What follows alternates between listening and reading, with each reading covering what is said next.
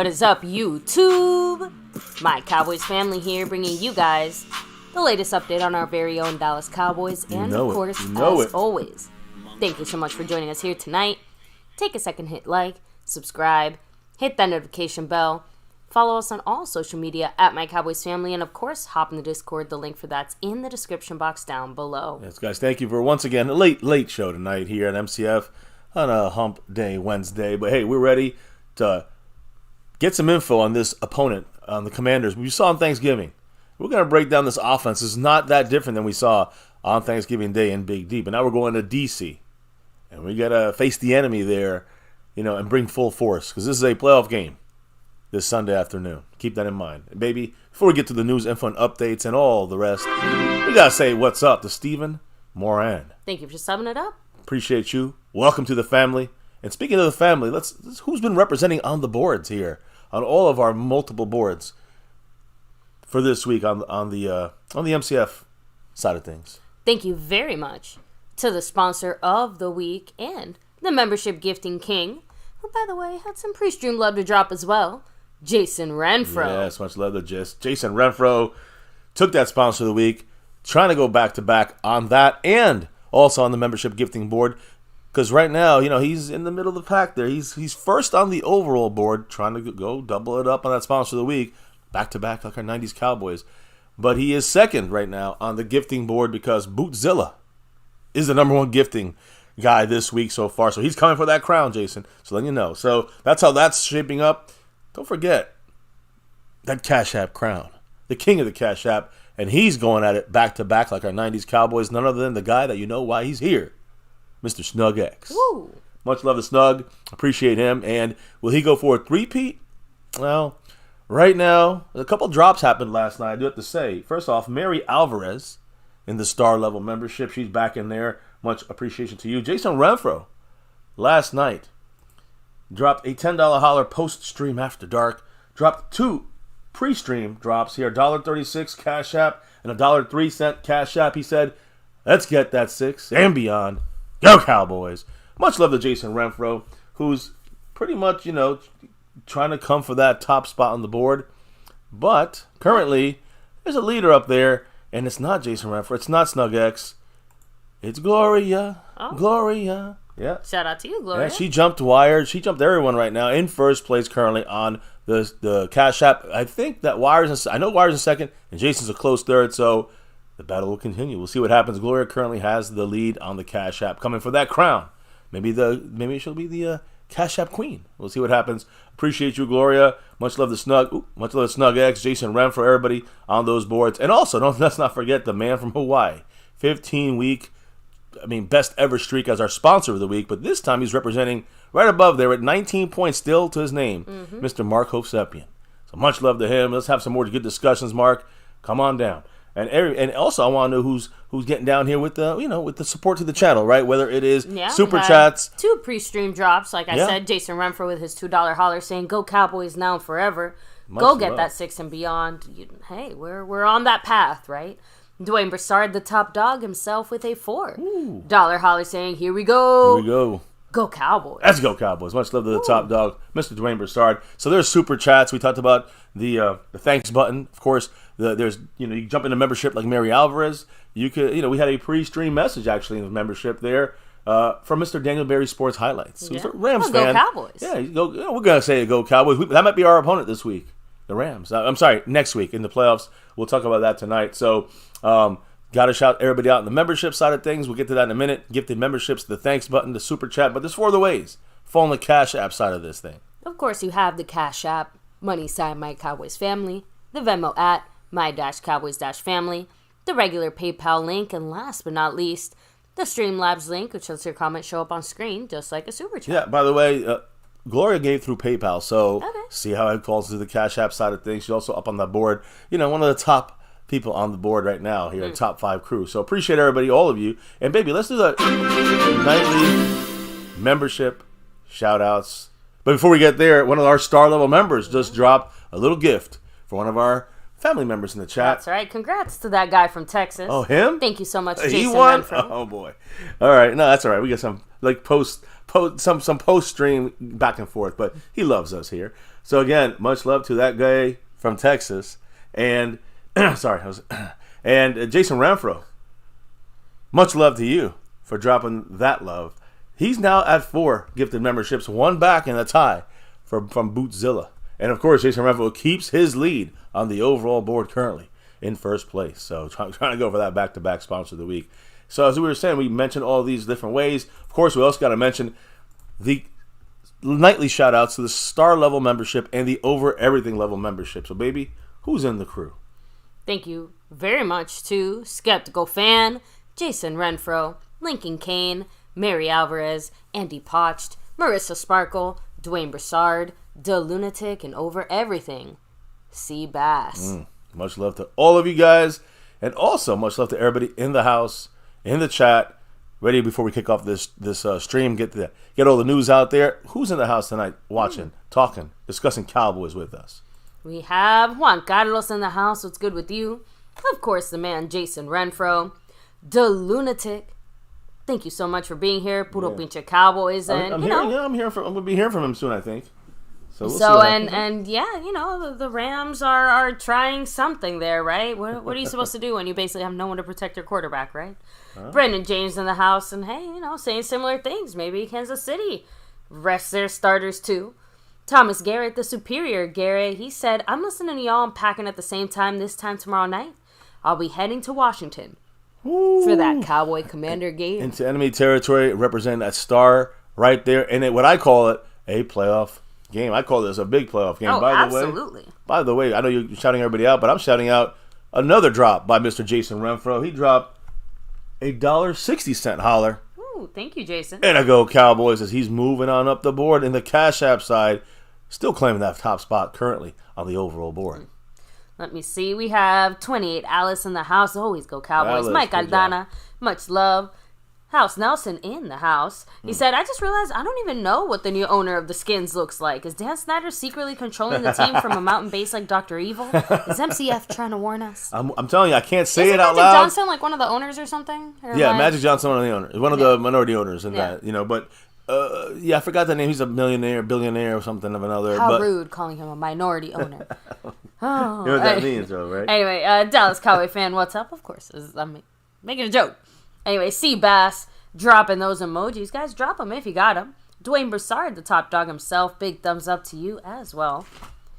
Let me see. Fuego bringing the heat.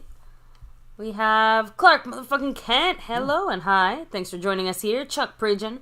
What's up? Devontae Alvarez. Much love to you. Texas Twister. Stay safe out there on the road. Freedom first was first. Hey, good for you. Oh, and by the way, when I look just trying to make sure I didn't miss anybody. Mater97, hello and hi again. Huge shout out to everybody. Appreciate you. But what were you going to say, baby? Oh, no, I was going to say something. I was going to say something a little later. Okay. But I'll hold off on it for now. Again, thank you all for dropping the pre-stream love, the post-stream love after yesterday and after dark. Gloria and Jason and everybody else dropping the love tonight. Appreciate you guys. We're going to keep it rolling here. So, and for the during stream love as well. But yes, let me go ahead. And the in-stream love, of course. Hand things off to Mr. MCF so he can let us know what's going on in the Cowboy world and, yes, the Cowboy adjacent world. Because now even more football things are Cowboy adjacent. No, right? This first one is not Cowboy adjacent. Okay. Although we just played them a couple weeks ago, the Dolphins. Dolphins standout wide receiver Tyreek Hill and his family are safe after firefighters responded to a large fire at his home. It was during his practice. It's going to be on a Hard Knocks thing, but I'm saying he was not there. His family was at the house, and it was a fire. It was engulfed in flames. He left practice, and thankfully, him and his family are okay. But obviously, the house not too really well. Unfortunate to hear they went through that, but really glad to hear that everyone's okay, and that's all we're talking about, right? Some hopefully some house damage. Yeah, just wanted to throw that in there. That's the only real NFL news we got. Now you gotta talk about Pro Bowl. That's much secondary to me. I'm not a big Pro Bowl. We got guys in the Pro Bowl, whatever. But we do have our guys officially in the Pro Bowl. That's 7 of them today were announced. Just a couple hours ago.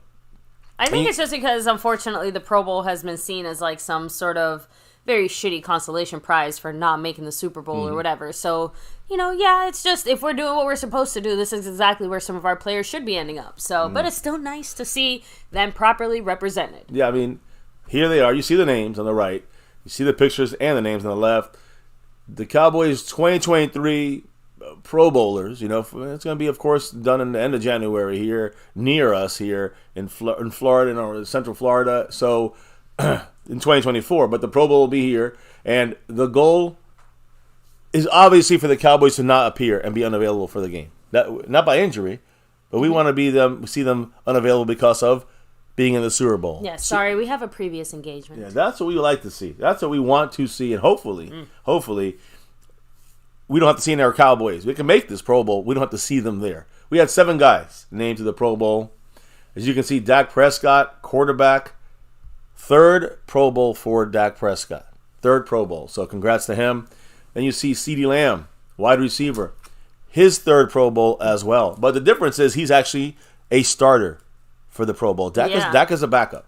Oh, okay. Yeah. And then CeeDee Lamb, I'm sorry, he's a starter. This is his 3rd Pro Bowl, so congrats to him there. And then Zach Martin, who you see right there, offensive line. I'm actually kind of I shouldn't be surprised he made it. I should say. Yeah. It's just weird for me just because he's having more of a rough season than I think. Well, and when you look at the offense, I can say, what about Tyler Smith? Like, why didn't he get in here? Like, some people say he should have been there over Zach Martin, which, you can make a case for that. So, Tyler Smith misses another Pro Bowl. To me, he should have made it, but I guess next year, right? Tyler Smith should have been a Pro Bowler on the offensive side. That's my snub on offense. On defense, the other 2 names here on defense, and they're obvious names. Micah Parsons is 3rd, right? He's never missed a Pro Bowl. His 3rd Pro Bowl. Also, of course, a starter. So Micah starting for the NFC on a flag football game. And then DaRon Bland, cornerback. His 1st Pro Bowl ever. Congrats to him in his 2nd year, even if right? He's having a few rough weeks, well earned or well deserved. Yeah, again, he has his 1st Pro Bowl as he should be in the Pro Bowl. So DaRon Bland also listed as a starter. So we have 2 Cowboy starters on defense, 2 Cowboy starters on offense. Who was snubbed when it comes to defense? It is none other than DeMarcus Lawrence. I think he had a Pro Bowl year in pretty much everyone's book, but you have to pay a little more attention to see what he's doing to make it better for run stop, setting the edge, the pressure, the sacks, the effect on the quarterbacks. But so we know offensive line and D line, like we said, not sexy positions. What DeMarcus Lawrence is doing is like the least sexy of all because, he has lots of tackles for loss. Sure, he's stopping the run a lot, but you're not getting those flashy sacks as often. Yeah, I agree. So look, still the point is he was left off the defensive list, and then of course we have 2 guys that are also starters, and they're both on special teams. Brian Anger, his 2nd Pro Bowl. I mean, he was with us for 3 years so far. Mm-hmm. He's made 2 Pro Bowls with us. So this is a fantastic punter in Brian Anger. Again, the little bit we've had to punt, he's one put of the best. It in a perfect position. You can't get better one of the best guys. Again, his 2nd Pro Bowl. He is a starter. Obviously, there's only 1 punter on the NFC, and then of course our kicker, Brandon. I flipped him around there, but Brandon Aubrey, our kicker, who is in his, of course, rookie year, 1st Pro Bowl, breaking all records as a kicker. Of course, also listed as a starter for the Cowboys, or for the NFC, which we know. Now, another little piece of news. More Cowboy players can probably be added to this Pro Bowl as it nears, like Tyler Smith, like DeMarcus Lawrence. So don't be surprised if you see some guys maybe either injured from the Pro Bowl, and then, if you have a lineman injured, you might see Tyler Smith sneak in. If you see a defensive edge injured or not able to play, you might see DeMarcus Lawrence being called up as a substitute or, an alternate. But in the end, we hope they're all replacing our guys, because that means we'd be in the Super Bowl. That's the hope. And one little thing for this week, of course, we get the Commanders, the Washington Commanders, a little fuel to the fire. The Commanders are one of only 4 teams without a single Pro Bowl selection. The Cowboys, we got 7. That's one of the most in the NFL. And again, the Cowboys expect this Sunday's game against Washington to be a team that has nothing to lose. That's the most dangerous. So a little more to watch for in this upcoming game. Do not overlook the Commanders. Nothing more dangerous than a cornered dog. So damn right. So any quick comments on the Pro Bowl from the chat? No, of course. So a little bit of a back and forth. I'll read this comment because I found it funny. Bad Intentions said, Dak makes another Pro Bowl Dak, never any championship. Y'all talk about the team, but y'all care more about the individual award. That made me laugh a little bit. Yeah, we don't care about. Don't worry, no one thinks that. Only Dak haters think that. How the fuck did Tua and Mahomes make the Pro Bowl compared to Dak? Like as Well, starters. They're AFC, and they can't be starters. Well, only one could be a star. I don't even care who else made it. And I should have looked up who was the starter for the NFC. It's Pro Bowl. Who gives a shit? It's the accolade. They got it. They add it to their list. They might get some extra money for that. It goes into their stats and all that good shit. We want the Super Bowls. So this was announced today. Whoever said that earlier, the dumb said that earlier. Obviously, we are going to go talk about it. Yeah, but we want the Super Bowl. Said, imagine fans getting mad these players are recognized. It's just the people getting jealous because they make money. More money than these people that get mad. Speaking of money, though, DeLunatic brings up a good point. 73 is also upset. He missed out on the Pro Bowl bonus. And that's what I'm trying to say. On that rookie deal. Well, that's what I'm trying to say. The rookie deal, you got like Brandon Aubrey got a big boost. He probably doubled his money. But my point is, because he gets paid so little as a kicker. But my point is that, I mean, these things do mean things for the players. They don't mean shit to me. They mean things to the players. They mean things to their stats. That's great. But, none of this means anything without Super Bowl. So it's great to get the accolades. Let's win. How about that? Let's win a Super Bowl. So, Cassie Stewart, much love saying it. I'm glad these players made the Pro Bowl. I'd rather see them in the Super Bowl. Exactly. That is my point in here, is that the Super Bowl is the only that matters. But, yeah, we talk about the Pro Bowlers. They got announced today. So, of course, we're going to mention it, schmuckos. But when it comes to, what do we want to see? I don't want to see any of these guys in the Pro Bowl. I want to see them all in the Super Bowl getting ready. And saying, y'all don't find it disrespectful towards what Dak's done? Tua and Mahomes, really, with all them turnovers? Last year, Dak didn't get any love. So, I'm not mad. I don't care. Yeah, it's not as big of a deal. The general disrespect is always going to be there, and I definitely get the feeling that, one, Tua is there because, well, we all saw that Miami offense, so, credit where credit's due. It doesn't matter however many turnovers he has. Leading passer in the NFL. And Mahomes, and let's be real, Mahomes, even in his shittiest season, is still doing solid enough, but he is also, I was just about to say, he's also riding that, Super Bowl ring ride. And you know what? It's kind of the same reason I saw someone, I think it was Seabass as well, who kind of said, I think 73 should have been in the Pro Bowl over 70. But similar to the reason that 70's in there, his name obviously carries. So I also think that another factor that plays into this, or it plays into who gets chosen or who gets picked, it's just, you can look at stats all day. You could look at stats all day, and you can do this, but it really, a third of this is done by votes. Mm-hmm. Not all of it done by votes. So it is a popularity contest. So guys like Mahomes and other guys might, become starters over Dak Prescott because of the popularity side of things. But when it comes to, the other parts, which is the peers vote for this and the stats, or however they do AP, the three groups that vote, they put it into one group. We don't know what the other two-thirds, the other 66% of people voted. We just know what the fans voted. That's a third of their vote of what analyzes them to get into the Pro Bowl. So when I see it, I don't really care I don't really care. It doesn't bother me. Dak, just wanted to throw it out there that, of course, it guys, remember, it's definitely because of their name as well. Yeah, remember, it's a Pro Bowl game that's going to be flag football. I wouldn't worry too much about this shit. Dustin Roberts, what's up? Element Production. We've also always said it. The All-Pro list matters more as far as it's a bigger accolade in a way, but at the same time, who cares? I want to see a Super Bowl. The Super Bowl, exactly. Quano 6. 1,000,000,000%. The Pro Bowl should be after the Super Bowl, like the old days. Yeah, I agree. Take it back to Hawaii, too, with the quarterback challenge on Pro Bowl weekend. I miss those days. Yeah, those are fun days of the Pro Bowl. But Pro Bowl's to the Pro Bowl, right? We want Super Bowl. But they announced it. We got to talk about it. And there they are. Congrats to Dak, CeeDee Lamb, Zach Martin, Micah, Deron Bland, Brandon Aubrey, and Brian Anger. Mm-hmm. Now, ready to move on? Yeah. Because now we got the real deal here to talk about, and that is playoffs? Hell yeah, playoffs. We're in the playoffs. Can we get in where we need to get into there? When it comes to these playoffs and get that second seed. It's on the table for us right now. We will be 9-3 if we beat Washington. The Eagles can only be 8-4. You see that fourth tiebreaker? That's where we will go to probably if we both win on Sunday. So when it comes to our opponents this week in the playoffs, I'm going to put this up and just put our schedule up because I don't know who you guys want to play, but a very important game this weekend is the Niners at home against the Rams. And I know, it's the Rams that, down the road, they're going to have to play. It's going to be a blowout, right? Not really, guys, because there's going to be a lot of guys taking it easy this game. First off, though, we got Jason Renfro dropping that $1, $2, $3 holler, and with that drop, oh no, not that one. In the Cash App, he's like back by like $1 or something. So I know he'll be catching that up soon. But he's in first place overall, and he's taking the mark down to 16 points. What did Jason Renfro have to say? Let the kicking streak keep going through now and I'm guessing you mean the postseason. Probably a bit of a typo there. I'm guessing.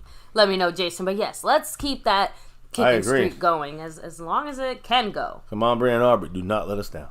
So when it comes to these games coming up, by the way, thank you, Jason. This game with the Niners and the Rams. So here's what we'll announce today, baby. Kyle Shanahan, the coach of the Niners, said Sam Darnold is going to start this week, Week 18, in the season finale against the Rams. So as we assumed, they're going to be benching a lot of their starters, a lot of their players for the Niners, which gives an easier path for the Rams to win this game. And instead of being the 7th seed and playing the Cowboys or the Eagles, they'd be playing in the 6th seed and they'd be playing against the Detroit Lions. That's the way everyone's kind of assuming it's going to be. And so the Rams today also announced that they're going to be starting Carson Wentz. And they're not benching, but they're giving Matthew Stafford a breather. This is kind of his bye week before the regular season, before the postseason game against blank. We don't know yet. Wentz is getting his first start in just over a calendar year. And again, he's going to be the starter against the Niners. It's a battle between Carson Wentz of the Rams versus Kyle Shanahan and the Niners, Sam Darnold now. So that's the battle you're going to see on the field that game. It's basically a preseason game. I still would like to see the Rams win. If the Rams win, we probably get Green Bay, which is the team I'd rather play for McCarthy's purposes. But in the end, we could beat both these teams. Just Rams are a little more dangerous. I don't really care. We're at home. Now, other guys that the Rams are going to bench and give a healthy scratches here because they want to save them for the first playoff game. And this is important for the Cowboys because this could be our next opponent. Joe Noteboom, offensive lineman. Tyler Higbee, the tight end. Kyron Williams. Guys, this guy is the second leading rusher in the league. Now, basically, you're giving the league rushing title to McCaffrey. He's not playing either. So their numbers are staying the same. And trust me, he's like 300 yards back on McCaffrey. So Kyron Williams, running back, he's not playing this game. Cooper Kupp is not playing this game. Aaron Donald is not playing this game. Ernest Jones are also all these guys I just named are all out for this game against the Niners. That's per Sean McVay. So, is it possible if the Rams lose, they could fall to the 7th seed in the playoff picture? It is possible that's going to happen. If the Rams lose to the Niners, they fall to that 7th seed, and I don't think they could be out of the playoffs, the Rams, but they fall to that 7th seed, and that would be our opponent if we get that second seed in the NFC. Of all the wild card round matchups right now, the Rams, like I said earlier, probably the one I'd like to least have to play, although like you see there Week 8, and baby, we were there for that game. We ran roughshod over these Rams, and we'll see what happens. We'll see what happens when it comes to the placement. By the way, this Rams game, one last thing, with Puka Nacua will play. Outstanding rookie this year, receiver, but he's just 4 catches away and 29 yards away from breaking the NFL rookie record for receptions and receiving yards. Oh. Yeah, that's pretty big. 177th overall pick in this last draft, turned into one of the greatest rookies of all time. Rookie wide receivers of all time. Yeah, and we might have to see him next week. We'll have to see him next week. Well, I was just about to say, credit to him, but even he wasn't able to save that Rams offense. No. So, we locked him down, actually, in that game, and Cooper Kupp as well. I think that even if the Rams come the healthiest that they possibly can be into our house to kick off the playoffs, we still beat them in several key matchups. So you gotta do it again, right? I know, and that's always the tougher part. So I'll be honest and say I don't think it's going to be as much of a smackdown as it was the first time around. Not. They gotten better. So have we. But you kind of said it. It's like that's the toughest team that we might face. But again, the toughest team out of some not so stellar teams. So just throwing that out there. So, and I want to move it over from the Rams, which is could be our very well first round opponent.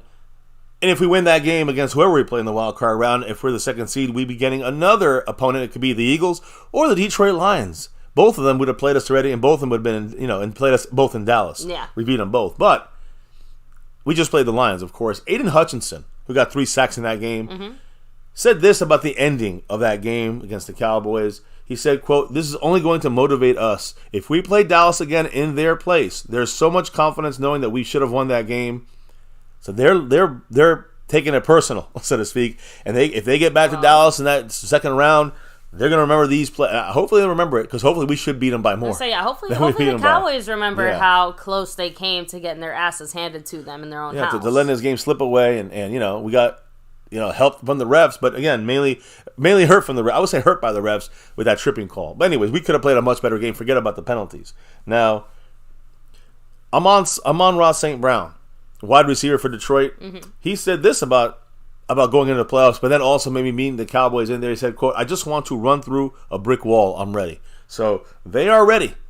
You can run into a brick wall. Hopefully that'll be the Cowboys in the second round for them. So when you look at the Cowboys' possibilities for a playoff matchups, I'm going to make this easy for you guys.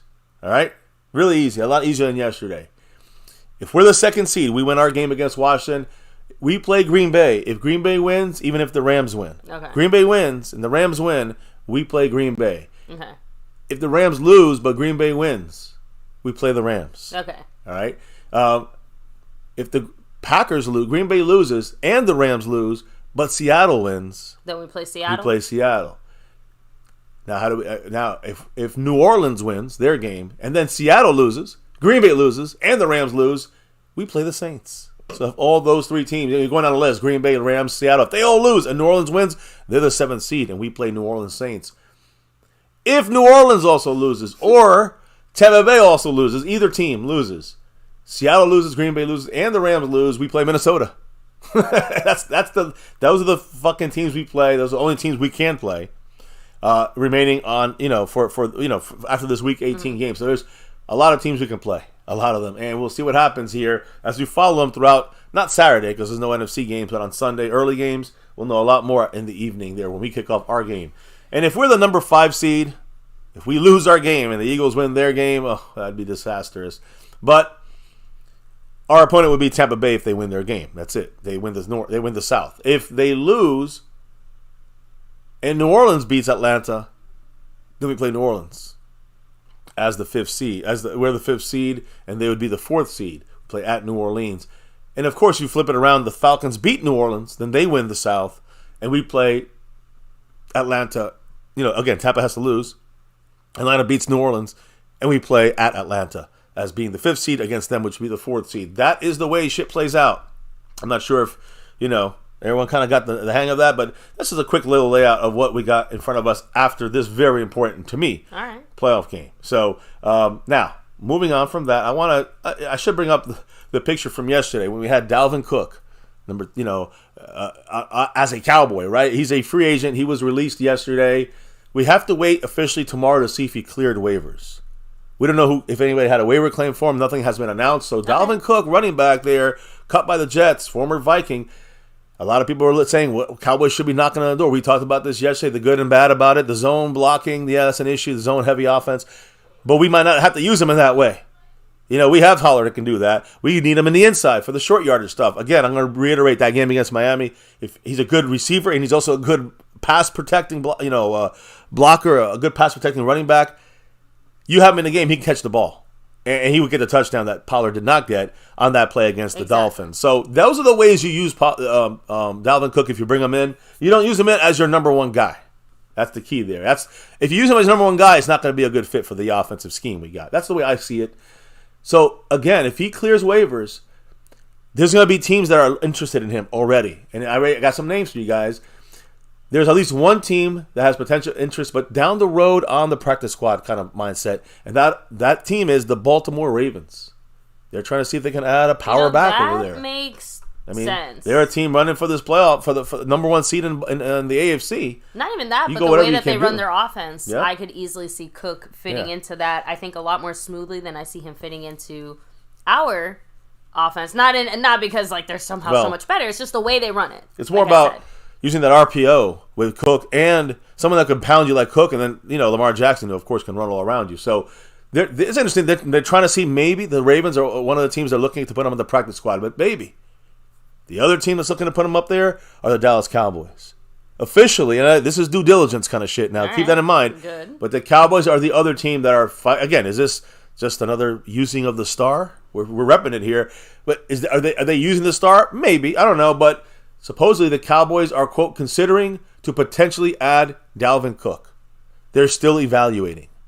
So that is it. That's the update on Dalvin Cook.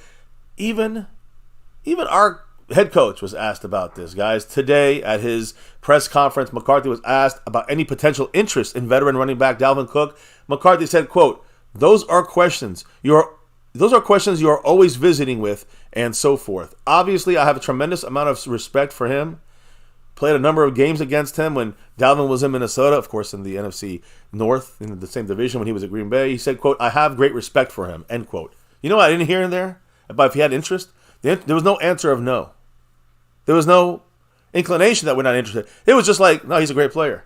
And you got to always visit those questions. You got to go back and forth with those questions. That means we're checking it out. And not just that, but like usually when we are not checking guys out, McCarthy will say something more like, oh, that's a front office decision, but he's a great guy. He's a great guy. Exactly. This is different. Right? This did sound a little different. I will give you that. So, Dalvin Cook, almost possible like he was potential trying to like here. not give away too much. Yeah. Just like give him his compliments. I'll also say this. When Dalvin Cook was a free agent there, and, Jets finally signed him, you remember that the Cowboys were one of the teams that were in the mix and actually were interested at the time in him at the time. One of the names in the mix. Now, the second time here, again, we're the only team that's still in the mix that has been in the mix both times. Let's put it that way. Now the Ravens and the Cowboys are in the mix, and we'll see. Will it be a waiver claim? Will it be by the Ravens? Will it be a waiver claim by the Cowboys? Will it be a move that will be seen tomorrow after he clears waivers? We'll have to wait and see. Again, it's a one game. It's like you gotta pay him $80,000 for one game, and then you pay him some kind of prorated monies for the playoff games. He's got most of his contract paid by the Jets already, so he's good. He's got a $6.5 million. This is gonna be another $1 million he could possibly make for this one game and then the playoffs. So the farther you go in the playoffs, the more money he'll make. So that's the kind of contract Dalvin Cook's looking for, going to get, and he wants to do it with a contender. That's the other thing. The Baltimore Ravens are a contender, and so are we. So we'll see what happens. But obviously the Cowboys seem to be interested in Dalvin Cook. We talked about a lot more of that last night, so check it out if you missed it there. But we also know about the guys that we did sign today. And McCarthy actually spoke about, we signed them. Let me rephrase that. Signed them, tricky word. We were trying to sign them, and it wasn't official. And I only know that is because of what they said. Now, when we talk about who's this? See that number 71 over there, La'el Collins? Mm-hmm. Of course, came into today already we figured he was signed to the Cowboys. Was not signed, by the way. Okay. La'el Collins had what was described by McCarthy as a, quote, good workout. Quote, we haven't signed La'el yet. Could it still happen? Sure. But the deal is not just done yet. Again, and that's kind of what he said, but the reports are that neither side would say why that was happening. Like Jane Slater was asking, and neither side is saying, not La'el Collins' side, not the Cowboys' side. Why is it holding up now? What's the holdup here? Roster move? Is it money? Roster move? What is it? So, again, not needed for number 71, La'el Collins, not needed for immediate impact is what the Cowboys are saying. He is signed strictly for depth. And we went to a whole thing yesterday to make sure you guys understood this is not the savior of our offensive line. He's our third stringer right now on the practice squad when we sign him. So, and I'll say that in a minute because we did sign him. But both sides wanted this to happen. La'el Collins and the Cowboys. You know what's interesting about this, baby? I heard that a lot of the Cowboy organization people were shocked of how good he looked at the workout. The holdup was described in general was to be figured out in at most the next couple of days. Okay. But he visited Buffalo as well as Dallas. I think he visited Buffalo first and came to Dallas. Okay. And as far as this afternoon, he was still a free agent. And all indications were that he's going to rejoin the team. That was yesterday, right? He put up a picture on his Instagram that said, "I'm with the Cowboys" or whatever it was. But he has not home or whatever. Yep. But he was not officially on the team today. In the first half of the day.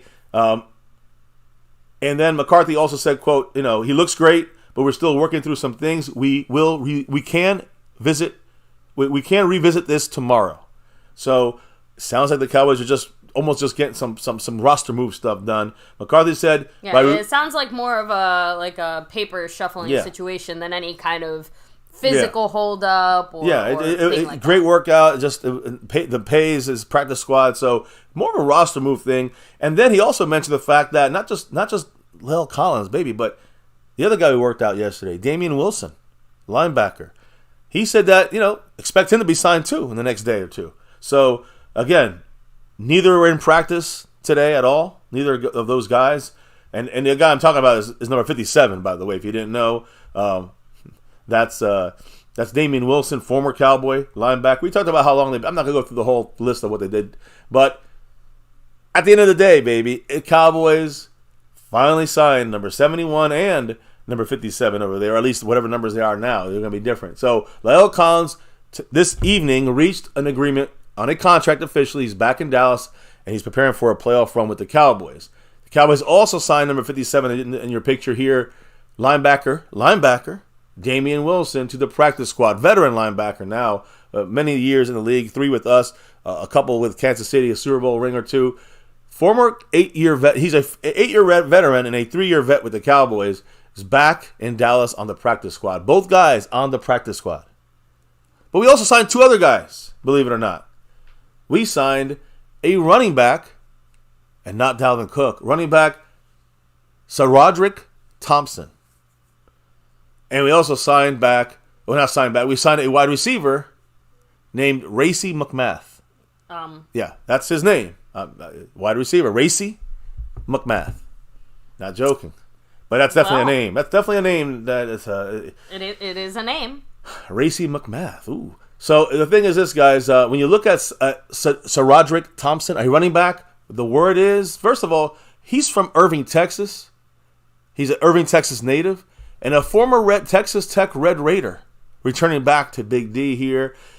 And, what I'm hearing, baby, is that the addition of SaRodorick Thompson, running back, does not halt the interest the Cowboys have in Dalvin Cook at running back. These 4 moves right here you're hearing me say.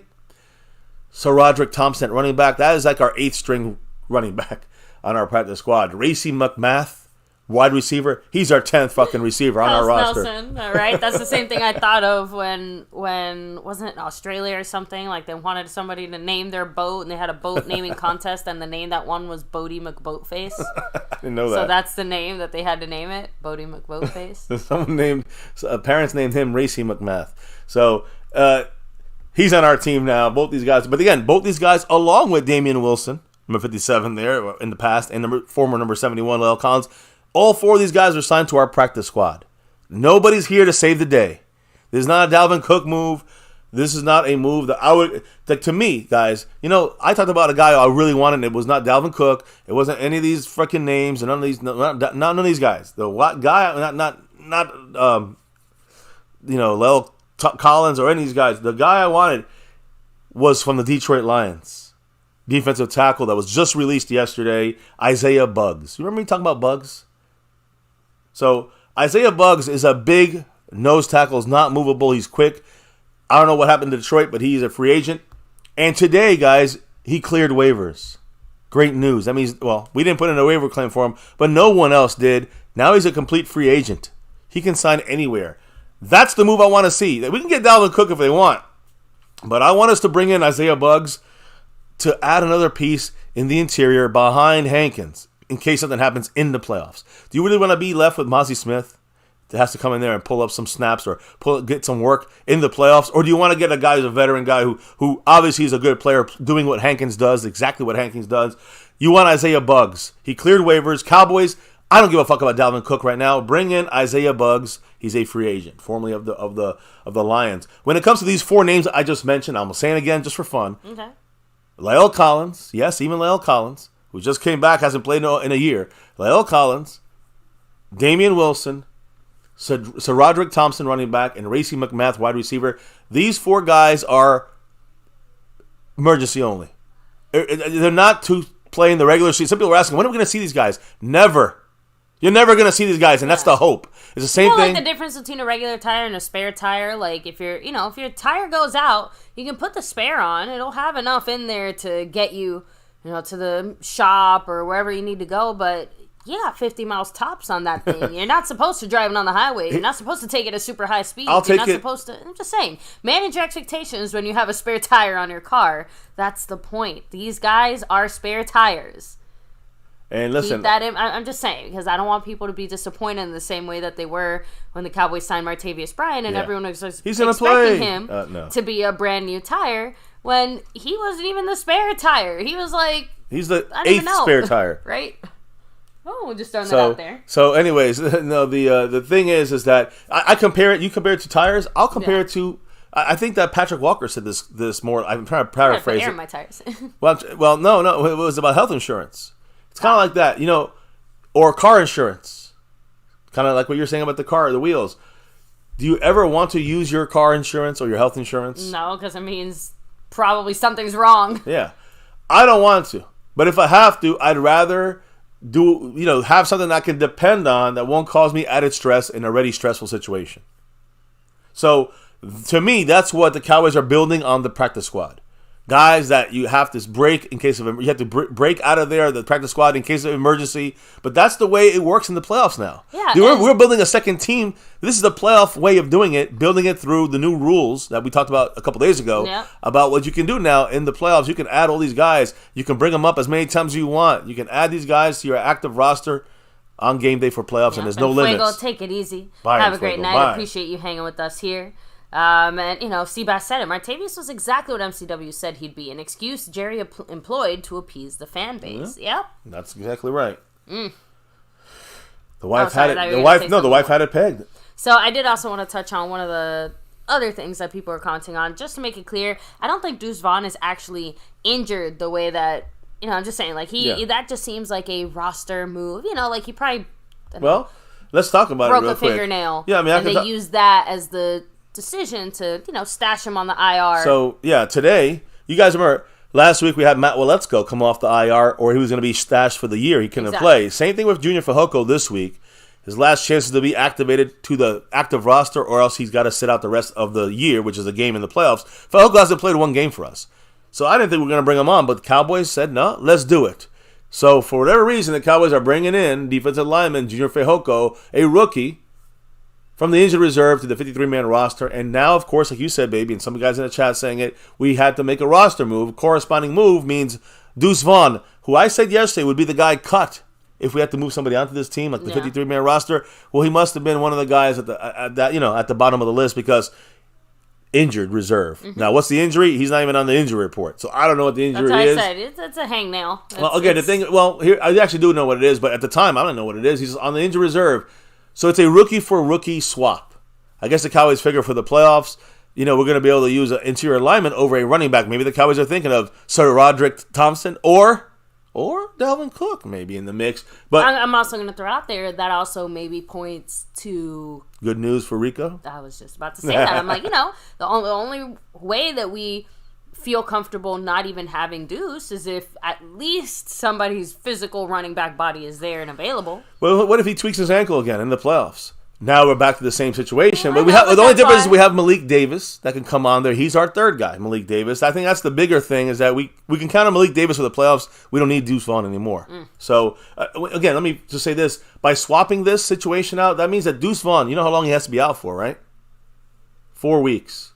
So he cannot be available for the Cowboys at all unless we get to the Super Bowl. Then we can activate him for the game, get him back on the roster. But he's probably out for the year, guys. No more Deuce Vaughn this year.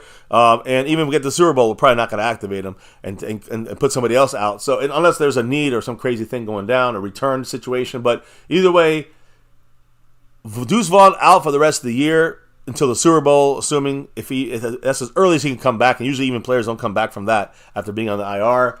Now the Deuce is literally loose. The Cowboys figure they need more access to somebody interior and they can play inside outside like Junior Fehoko. Hopefully, we saw him when we went to our tour. I saw him walking through with his family. Hopefully he gets in he's developed some since then. Let's say that since the Rams game. So we'll see what happens this week. Maybe he'll get some snaps in his game and spell some of the interior guys. But it was found out a little later today that Deuce Vaughn has a quote unquote ankle injury. Ankle injury? I don't know. But that's an excuse for the Cowboys to move Deuce Vaughn without cutting him. I told you they didn't want to cut him. It's too risky to cut, so a little tweak, put him over there with that broken nail, right? They obviously like him outside of the personal Dallas connections. Remember, of course, his dad is there. I'm still not opposed to trying to find a way to work him into our offense, but I agree that for right here, right now, no need. The Deuce Vaughn experiment has to be kind of shelved. And you know what else? Temporarily. Our run game just honestly can't afford any more experiments at the moment. I mean, currently it'd be Tony Pollard, Deuce. Rico Dowdle, which would be he's going to be number 2 for this game. But let's say something happens, or even if he's fine. For the next game in the playoffs, number 3 is going to be Malik Davis. He's going to be, elevated. And then you'll have no Deuce. You'll just have Lipke as our 4th. So that's going to be our running back core going into the playoffs, unless we get Dalvin Cook and then shit changes up. But what I want to... Yeah, and Haley 94, we're also throwing out there, Cooks have signed, and Davis can then battle for that 3rd running back spot, too. Exactly. So that only makes our team better. You know what I mean? BB13 said, CeeDee's also the 4th running back. Yeah, he's got a nice amount of yards. Most yards from scrimmage in the NFL, CeeDee Lamb. So he also has to have outside of our actual running backs, he's got to have the most actual planned, scripted runs. Oh, just throwing that out there. Well, exactly. I would say that or Dak, right? But yeah, remember, I said planned or scripted. Dak's outside of 1 or 2. The rest are all just spur of the moment decisions. But CeeDee Lamb, like we said, we've seen him purposely scheme. Yeah, I hear you. Now, I want to stay here with the running back real quick, because with Vaughn headed to IR, out until the Super Bowl, it's a great sign for like you said, baby, Rico Dowdle's availability, especially for this week. It's playoffs. We had Malik Davis. We can't use him until the playoffs, Malik Davis, from our practice squad. But that's great news for Rico this week. And if we're up by a lot, we know we'll have Rico Dowdle probably playing a lot of snaps in the second half. Rico Dowdle today, and again, I'm just kind of going forward. He spoke a little bit to the media, but in passing, he said that, quote, he said, I'm expecting to return against the Washington Commanders. So, he said also, Rico Dowdle said he feels much better after resting last week. So all this is heading towards a good place for Rico Dowdle, not just for this game against Washington, but for the playoffs as well. And that's big there. Again, the staff has to agree that to rest him, but and now that they've rested him a week, he feels better. If that's the case, if the staff agrees that he's ready to go, he's 100% good to go. Looks ready to go for Week 18 against Washington. Skeptical fan, much love. Saying, what happened to Deuce? So like we said, he was moved to the Injury reserve, yeah. But we want to make it clear, he supposedly has an ankle injury. Whatever injury he does have is super, super minor. The Cowboys are just doing this as a roster move. Yeah, so just want to make that clear. Yeah, it's a roster move, just a little ankle injury. He's out till the Super Bowl because it's 4 weeks. He's not going to be put back for the Super Bowl unless we have an injury with our return team, with Turpin or Rico Dowdle, because he's a number 2. So, Vaughn will have to be the number 3 and we have to rush him back for the Super Bowl, I guess. Outside of that, he ain't coming back this year. Yeah, and for everyone asking about Tyler Smith and Hankins, respectively, guys, again, questionable still. Yeah, we're going to get to that in a minute. I just want to throw that out there, too. Neither one of them has been, ruled out or anything. They're still on their same this is the first day. Guys, this is the first day of practice. No one's ruled out. Usually on the Wednesday practice, you got to wait till Friday to see who's out and who's in. But baby, let me get back. We can talk about. I have Jerry Jones here because we talk about some free agent moves, and you heard McCarthy's 2 cents on Dalvin Cook and his situation. But baby, he also spoke, McCarthy, about a couple things coming up now that we got the moves done, the roster moves done. We talked about some injury stuff. McCarthy gets more into the game stuff. We're going to get into the injury stuff a little bit more here in a minute.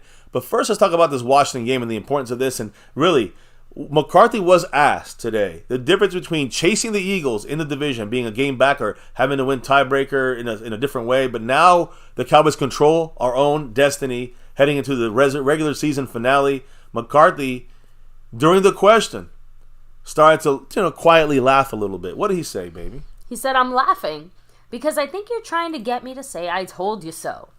When I said just wait until win number 11.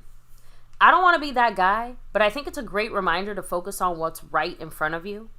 I'd like to think that we've been doing that week in and week out, but we definitely have to do it this week.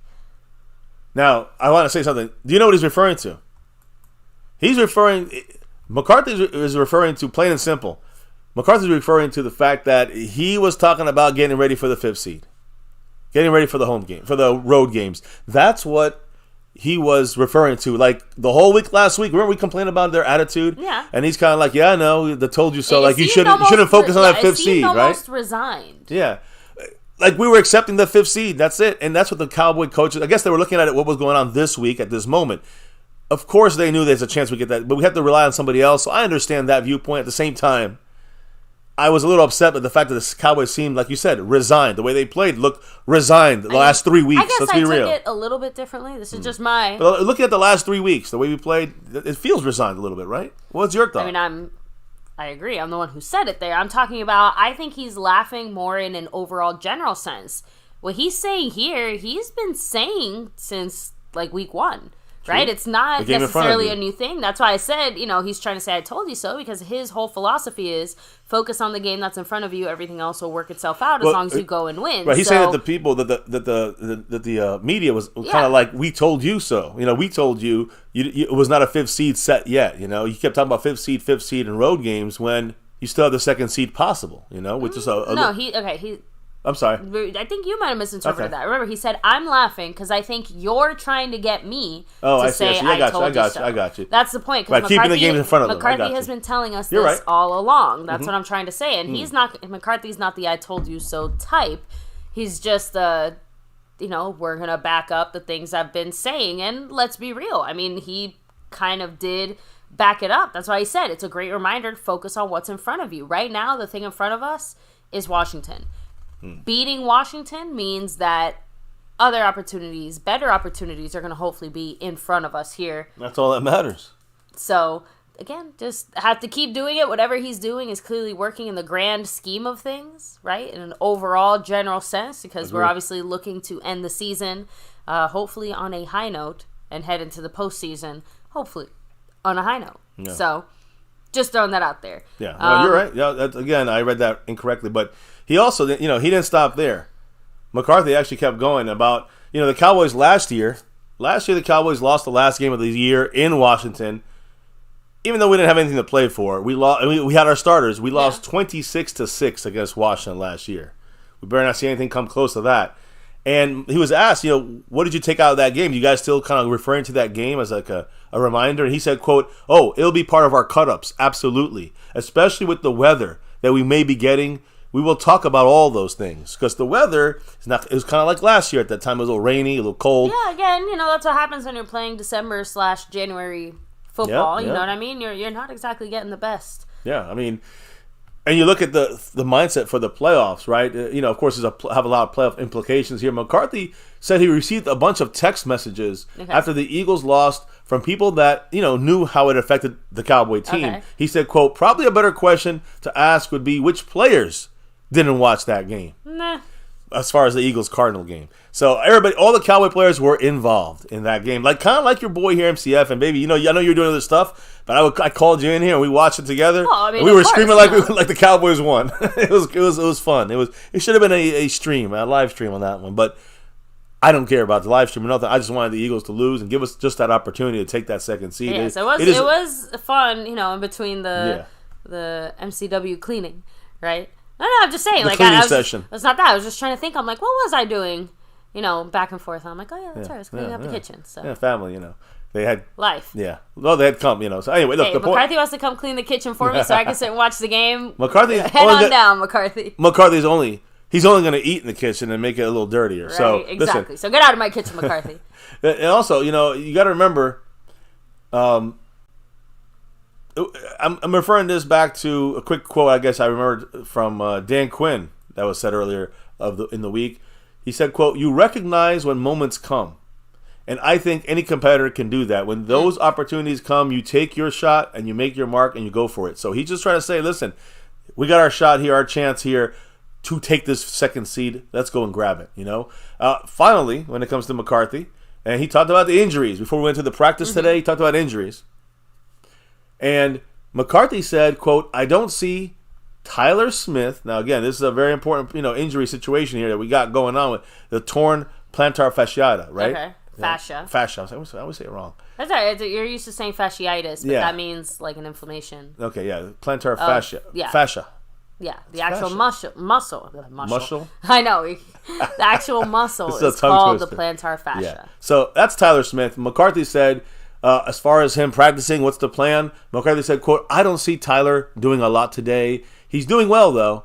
So, again, guys, that's something to keep an eye on for this upcoming game. Tyler Smith. I'm going to keep saying what I've been saying. Yeah. Tyler Smith will not play. TJ Bass, will fill the role. A lot of people talking about Bass doing a pretty good job, even as a undrafted rookie for this game here. I would concur. Like I said, it's not like he went in there against some shitty D-line. He went up there and held his own. You're right. Against Detroit, arguably, again, one of the better defensive lines we've faced all year. For the run, for sure. The pass, but...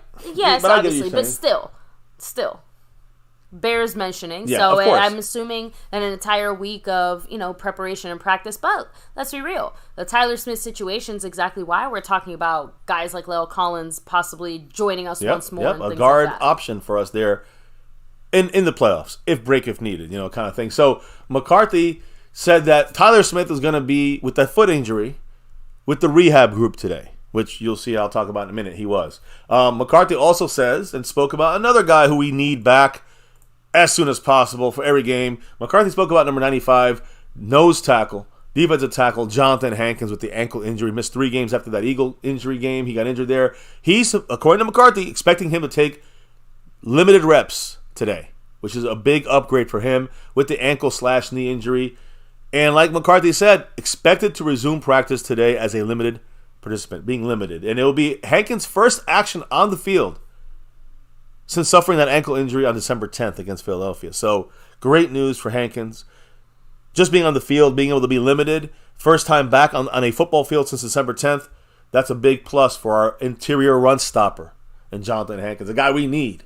So, that was McCarthy's kind of, words of the day, comments of the day. When you look on that field and see what was going on, there's a couple of interesting kind of targeted things here to kind of see, and that's Dak Prescott.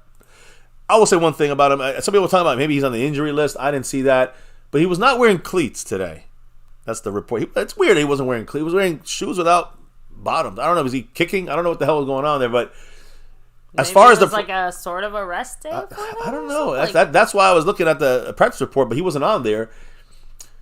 He looked really good though. To the open, the open media portion of practice, he was accurate. He was on it. So maybe I don't know. Left his lucky shoes at home. Yeah, maybe those are his lucky cleats. I don't know.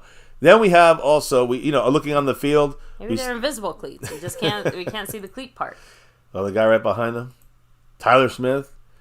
He was on the field, foot injury and all, working to the side of practice with director of rehab Britt Brown on the resistance cords, exactly what McCarthy said. So he would look limited today. He looked like he was not playing. He's out of practice today. Yeah, just and rehab. GM, no, Dak was not sitting out. Like you said, he was Dak just out there good. in non-cleats. Yeah, he was in like non-cleat sneakers, almost like they were shaved off. It was a weird look, but either way, it didn't affect him at all. Throwing the ball, and he was not injured in any way or even given a rest day. So he's full go on that. But Tyler Smith on the sideline in the rehab group, the resistance cords, with a complete tear of that plantar fascia. Yeah, he was out there. He was out there rehabbing. Exactly what McCarthy also said about him.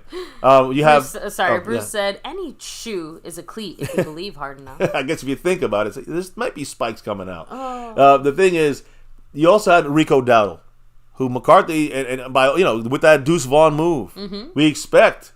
Kind of looking at Dowdle saying, Yeah, but he was again sidelined against the Dolphins. He did not play last week. He was back at work at practice today. Great news for Rico Dowdle with the ankle. So he looks like he's good to go with that. Again, backs up the Deuce Vaughn move. Jonathan Hankins, was he out there practicing like he was supposed to? Well, return to the practice field officially, guys. They saw him. Jonathan Hankins back on the field. First time since that ankle sprain on December 10th. But both of his ankles were wrapped up, and he did put in some limited work today in hopes of returning against the Commanders. All right. Now, a couple other names I want to throw around here, maybe that we haven't seen here. One of them specifically, DeMarvion Overshown, rookie linebacker. Right? Dan Quinn today was working with the linebackers during individual drills. He's never working on linebackers. He's always with the defensive line. Interesting. He's working with linebackers this week. No one really at the media doesn't really remember Dan Quinn ever really specifically working with linebackers in the 3 years he's been here. So that's something to keep an eye on. I don't know why, but linebacker that we don't have this year, rookie DeMarvion Overshown, who looked really good in the first couple of preseason games till he got hurt, was on the practice field today, guys, getting rehab work on those resistance cords with other guys, Tyler Smith and others. But again, his recovery has gone very well for the rookie out of Texas since he tore the ACL in his second preseason game against Seattle. He hopes to be back in time for the 2024 OTAs. So I'm talking about what, May-ish? So, and by the way, there's no wrap or brace on his knee anymore. So great news there for DeMarvion Overshown. He's healing fantastically. Knock on wood, it continues that way. And that's the updates from the actual practice session. As far as the injuries, well, let's talk about the injuries because Tyler Smith with the foot, rehab area there, did not practice today as expected. Jonathan Hankins looked limited out there. Rico Dowdle looked limited out there. Both are back to doing team drills. What does that mean? That means Hankins is limited. That means Rico Dowdle is now limited. That's much better than not practice for both of those guys. So that's upgrades for both of them. That is great news from the last couple of weeks. Also, 2 of our defensive backs were out today of practice with an illness, sickness, flu, I don't know, something like that. Malik Hooker, he had an illness, also an ankle injury, but he was out because of the illness. And Wanye Thomas, also out because of illness today. So, unfortunately, we did miss a couple of our defensive backs, like Malik Hooker. We missed, Wanye Thomas, who needs to be playing in the rotation there a little more when it comes to, filling any injury spots from having a secondary. So, again, those are the reasons why both those guys now practice. Interesting, though, here to kind of keep an eye on Dorrance Armstrong. He was limited after being spotted limping into the locker room. Has an ankle injury. So that's something to watch. Again, someone like Fehoko, maybe we need him now. I don't know, as our last pass rusher. Because Dorrance Armstrong has an ankle injury after practice, left practice, never came back, so officially was limited. Not because he was held out for a drill. That's the problem there. That's a real injury, so we got to keep an eye on Dorrance Armstrong. Knock on wood, he's okay. And at the very least, he'll be back, hopefully, for the playoffs, maybe, I hope. So Armstrong, again, limping in the locker room, not a good sign there. We got to keep an eye on it. We'll hear more about that tomorrow. And then a lot of other guys that are out or limited with a lot of rest for veterans. So when I look at the list, who was out? Malik Hooker, DeMarcus Lawrence with rest. Jordan Lewis also had a rest. Then you also had Zach Martin out for rest. Tyron Smith, of course, out for rest. Tyler Smith had the foot injury, and Wanye Thomas had the illness.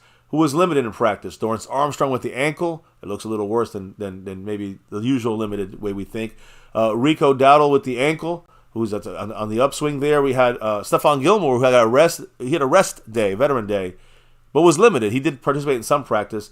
Like I said, Jonathan Hankins was limited, which is an upgrade for him. I think I mentioned Rico Dowdle, right? Yeah, I think I mentioned him. Brandon Cooks, also a rest day for him. So Rico Dowdle with the ankle, limited for him. So again, all these guys, 99% of you guys are fine. And the only guy that was 2 guys full in practice. Hunter Lipke with the thigh injury from last week, full practice, good to go. And Vladimir Fehoko, Junior Fehoko, the rookie we just put on the 53, now active, had a full practice today with the knee injury he's had for a month. So everything kind of expected other than Dorrance Armstrong. That's something to watch. Some illnesses in the locker room, something to watch. Offensive line is taking a little breather here right now. But I do want to mention something about the offensive line real quick, baby. Our offensive linemen, not our offensive line, but the offensive linemen responsible for the highest percentage of their team's allowed pressure. So out of our linemen, or out of anyone's linemen, which player has allowed the most pressure on their respective offensive lines in the NFL per team? And number 1, the worst in the NFL, is Terrence Steele. Terrence Steele, our right tackle, he allows pressure on our team 29.9% of the time. That is number 1 in the NFL. That is the worst in the NFL, guys. 30%, 1 out of every 3 plays, he allows pressure on the quarterback. That's very bad for Terrence Steele, but we just paid him. I don't know why. The Broncos, Mike McGlinchey is second with 29.5% of his team's pressure. Orlando Brown is third from Cincinnati, 27.8%. Pittsburgh's Dan Moore Jr., 27% for him. Blake Freeland, 26.3%, and Colton McKivitz from the Niners, 26%. These are the guys that allow the most amount of pressure on their respective teams as far as the amount of pressure that they personally allow compared to the rest of their team. And Terrence Steele allows the most pressure. Out of our 5 guys, by far the most. And the most not just on our team, but in the NFL. A lot of people are saying this, though. Some of his technique might be suffering here. You see him getting burned inside a lot. You saw last week from the Lions, freaking Hutchinson burning him every time in the run game and in the pass game. But the rehab from the ACL, the rehab plays a factor in this too. Soliari, in a way, Soliari is our offensive line coach, kind of hurt Terrence Steele's progress in pass protection by forcing him to throw an outside hand. When he throws the outside hand, that's a term called to play long. When you play the outside, the long side, you use your outside hand, you let the inside become vulnerable. You overstep, you kind of lose leverage. A lot of teams are going inside on him. They're watching the film and saying, damn, when he uses that outside hand, they cut inside. And Terrence Steele is getting fucked right now. And again, I don't know if it's partially him, partially the coaching, Soliari, but either way, we better get it fixed or we going to be fucked. Now, as far as our offenses, today we're going to talk about our defense versus the Washington offense, but let's just talk. Let's just brush up on a couple offensive factors here before we jump to our defense and what we're going to do on offense, guys. Our offense is scoring 29.4 points per game. That is the third most in the entire NFL. The Commanders, their defense is allowing 30 points per game. That's the most in the NFL. So we score the third most points in the NFL. They allow the most. We should be getting points on this fucking team. And also, I've been hearing people say that we haven't even seen the best yet of this guy on your screen. Not me, but Dak Prescott. Randy Mueller says this, quote, Dak Prescott's ability and willingness to learn and grow in this West Coast version of Mike McCarthy's offense should not be taken for granted. Change is hard for NFL players. So this is giving big props to Dak. He's kind of still early in learning this offense, and he's doing so well already in this offense. In fact, Jeff Saturday, former Colts offensive lineman, he answered the question on his thoughts on the Cowboys' chances to reach a Super Bowl. And he said, quote, Dak Prescott's the best quarterback in the NFC. Anytime you got the best quarterback, you have the chance. So there you go. Again, I do kind of appreciate that, Dak is getting a little bit of that praise for the possibility of getting us there, because let's be real, we probably will live and die off of Dak's performance at some point or another. When it gets closer and closer to you get closer and closer in talent to another team, everything makes a difference. And the fact that we have the best quarterback. It reminds me of Dak's comment. NFC? I don't know if it was earlier. I say earlier this week, like it was so long ago, but either earlier this week or at some point last week, where he kind of said that the thing that separates, these teams in the playoffs now is going to be like their mental fortitude and their preparation, and then basically like their mental abilities is what's going to separate a lot of these teams as you get to these tougher games and stuff. Because guess what? Everyone's going to be talented. Right. Everyone's going to be good for the most part, right? So what is the difference between Team A that's good and Team B that's good? Well, some good majority of it, according to Dak, and some is the mental aspect of it. So, and according to these guys, it's the quarterback aspect. And the quarterback, Dak, right now, to most, he's the best quarterback in the NFC, even if he wasn't voted the Pro Bowl starter. He's his backup, second string. Again, guys, I know it's the pride of getting it, but it's a flag football game. Let's not freak out. Now, I want to move on from Dak. Tomorrow we'll talk more about our offense versus the Washington Commander defense. But let's talk about, quickly, CeeDee Lamb. Against Detroit, on that 92-yard touchdown, CeeDee Lamb traveled a total distance of 107.2 yards. On that 92-yard touchdown against the Lions, it was the most distance traveled on an offensive play across the entire NFL this season. The entire NFL. The longest distance traveled was that touchdown. It has to be a play completed, obviously. Yeah. But it has to be a touchdown. That's kind of cool. He's at the longest play, 107 yards. That's crazy. So that's kind of cool. Just saying. Now, I know our locker room spoke a little bit today, baby. If I'm not mistaken, right? A few things to say. I think was it Tony Pollard that said some things, or Ferguson. I think he said some things. But either way, I'll keep McCarthy up to represent the offense. Well, let's go ahead and start with the Fergalicious. Jake Ferguson, tight end. Talking about again, like, how do you prepare? How do you get your mind ready for these kind of tough games and tough matchups? Right? He said, quote. First, it starts with your routine. It's about your process, starting from Monday. We come in, we watch tape, and then we flush it because it's on to the next. You've got to do everything in your power to get your body and mind right, so that on Wednesday, when we start going over the game plan, we're locked in and there are no hiccups. You don't want to go overboard and push it too much. Honestly, that's a very McCarthy-esque statement there. Just because a whole, like, pusher, you don't want to do too much or whatever. Again, we're obviously not just laying there sipping Mai Tais during practice or whatever, but you can really see, again, the kind of effort that's been put into where we're at now. Now, outside of that, Washington has lost 7 straight. And they're obviously up for the, number 2 overall pick, but you never know what to expect. And Ferguson kind of said it, like, be ready for anything. I didn't quote. We're the Dallas Cowboys. We're going to get everybody's A game. So any week, then this started from the preseason, you can't take any game for granted. You can't walk in there and expect an easy dub or that they don't have anything to lose. So they're going to lie down. We're going to get their best game. Yeah, and again, he's learning that we got the bullseye. The star is the bullseye. This is actually the first comment really acknowledging that directly in a way. If I'm not mistaken. The fact that other teams, like, yeah, this is their Super Bowl. This is their Pro Bowl. Right, Ferguson? So, glad to hear that. Now, let's go ahead and listen to our other offensive superstar, Tony Pollard. Although he's like 70 yards away from a 1,000-yard season. Gotta give which, him that. Again, is great. But even he acknowledges he can do better. Right? Adding in their quote, I thought I would probably have a better year than I am now. Where we are as far as playoffs and rankings, I couldn't complain with everything in front of us.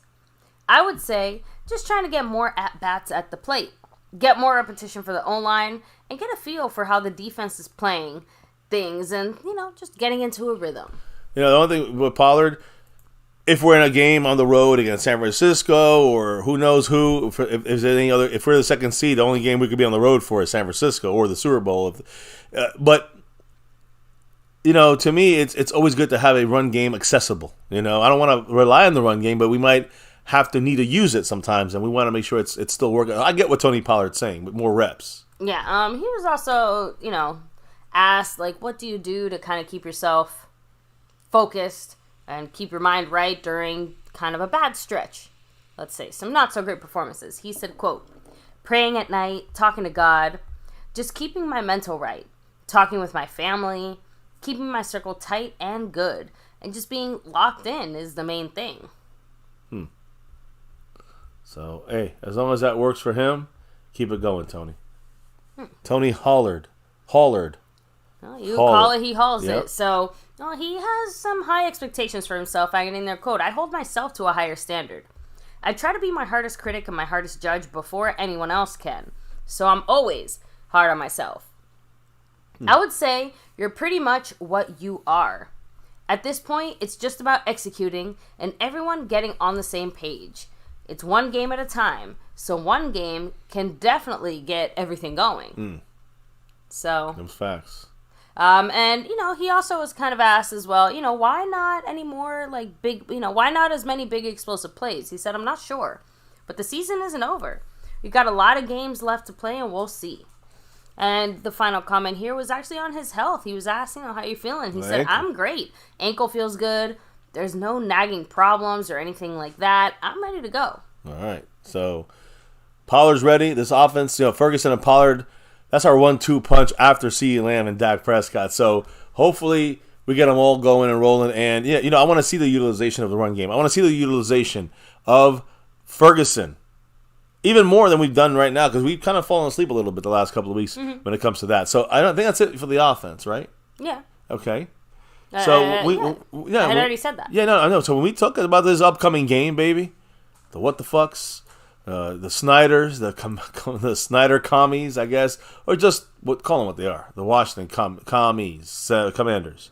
So when you look at them, guys, how's the weather going to be in this game? McCarthy talked about using last year's game, which was cold and rainy. We lost 23-6 or whatever it was, embarrassing. It's in Landover. The stadium's in Landover, Maryland. And when you look at the actual day, how it's going to look, it's going to start off early in the morning, 33 degrees, 35 degrees. So it's a bit chilly. In the afternoon, you're going to get to the 40 to 3 range, right? By kickoff, you're at the high, which is 43 degrees, and from there on out, game starts at 4:25. You're going down to 38 degrees by the time the game ends. So it's going to be in the high 30s, low 40s. Figure the low 40s in this game. But wind, how's that going to be? Pretty much 5 to 8 miles an hour. That's not too bad. Really, it's about can Brandon Aubrey, knock through a couple field goals if needed in that kind of weather. He's had 1 or 2 windier games than that, so he's knocked them through. But then you add the rain in there, right? Which earlier in the day, in the morning, when it's colder, they're saying there's going to be some snow going on too, so they might have to clear some snow before the game. But in the morning, it's going to be kind of chilly. There's about a 13-14% chance that it rains/snows. And then as the day goes on, it rains a little bit till about 12 noon. And then you got about 4 hours where it drops to under 10% of rain. So you're looking at a drizzle here at most. So the rain is now gone. When you look at kickoff, it's 4% rain chance. Now, things can change. We still got a couple more days. But, yeah, that's the way the weather's looking for this game. A very important thing for injuries, a very important thing to try to get up on this Washington Commando team as early as possible so then we can start resting our guys. No injuries in the fucking rain or in the cold, whatever the fuck excuses. I don't want to hear it. I want the Cowboys to take control of this game early, score a lot of points early, and put this game to bed late, in the middle of the day. That's it. End this thing. So when you look at the Washington Commies, look at their injury report. They got, a bunch of guys on the list, but as everybody does, the main guys to kind of look at here are Jonathan Allen, their starting interior guy, one of their best players. Kendall Fuller, cornerback, a very important player for them. They're one of their better players on defense. Both these guys were not practicing today because of knee injuries. So Jonathan Allen with the knee injury, they're probably just taking it easy on him. He did not practice today. Something to keep an eye on. Kendall Fuller, again, cornerback with the knee issue, did not practice. Other guys that didn't practice, you have Tyreek Castro-Fields, another cornerback shoulder injury, did not practice. You have Christian Holmes with a concussion. They got a lot of cornerbacks injured, depth and starters. He's out with a concussion for now, did not practice. Then you got a bunch of limited guys. Jacoby Brissett, quarterback. We're not sure who's going to play this weekend. I'm going to announce to you who's going to play, but Jacoby Brissett is on this list with that hamstring, and he was limited, so he's getting better, right? You had Quan Martin, defensive back, another defensive back, chest injury. He was limited. John Ridgway, you guys remember him? Oh, yeah.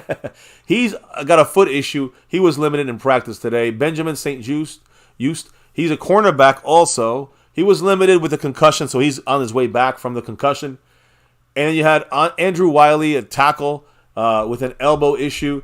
He was limited today as well. I just want to say, Andrew Wiley with the injury, he's their starting right tackle. Keep that in mind. Cornelius Lucas on the other side, Andrew Wiley injured. If they don't have him, they got to go with Trent Scott or Alex Akingbulu. They're in trouble. No joke here on their offensive line on that side. So anyways, Andrew Wiley, elbow limited. He may start. He's still going to have issues, and he's going to go up against guys like DeMarcus Lawrence and Micah Parsons. Now, who were full practice guys for them? Cam Curl, their safety, with a quad issue, full practice. He's good to go. Curtis Samuel, the number 2 receiver there, with the hamstring, full practice. He's good to go. And Casey Toolhill, defensive edge rusher, shoulder issue, full practice. But here's the key, though, baby. Ron Rivera today said this about his situation. He's looking like he's going to be fired. This is his last game. He said, quote, "There's nothing you can do about what's going to happen beyond Sunday, so the focus should only be on Sunday." Kind of what McCarthy said, but about not looking forward to the playoffs. He's not looking forward to the firing that's coming his way.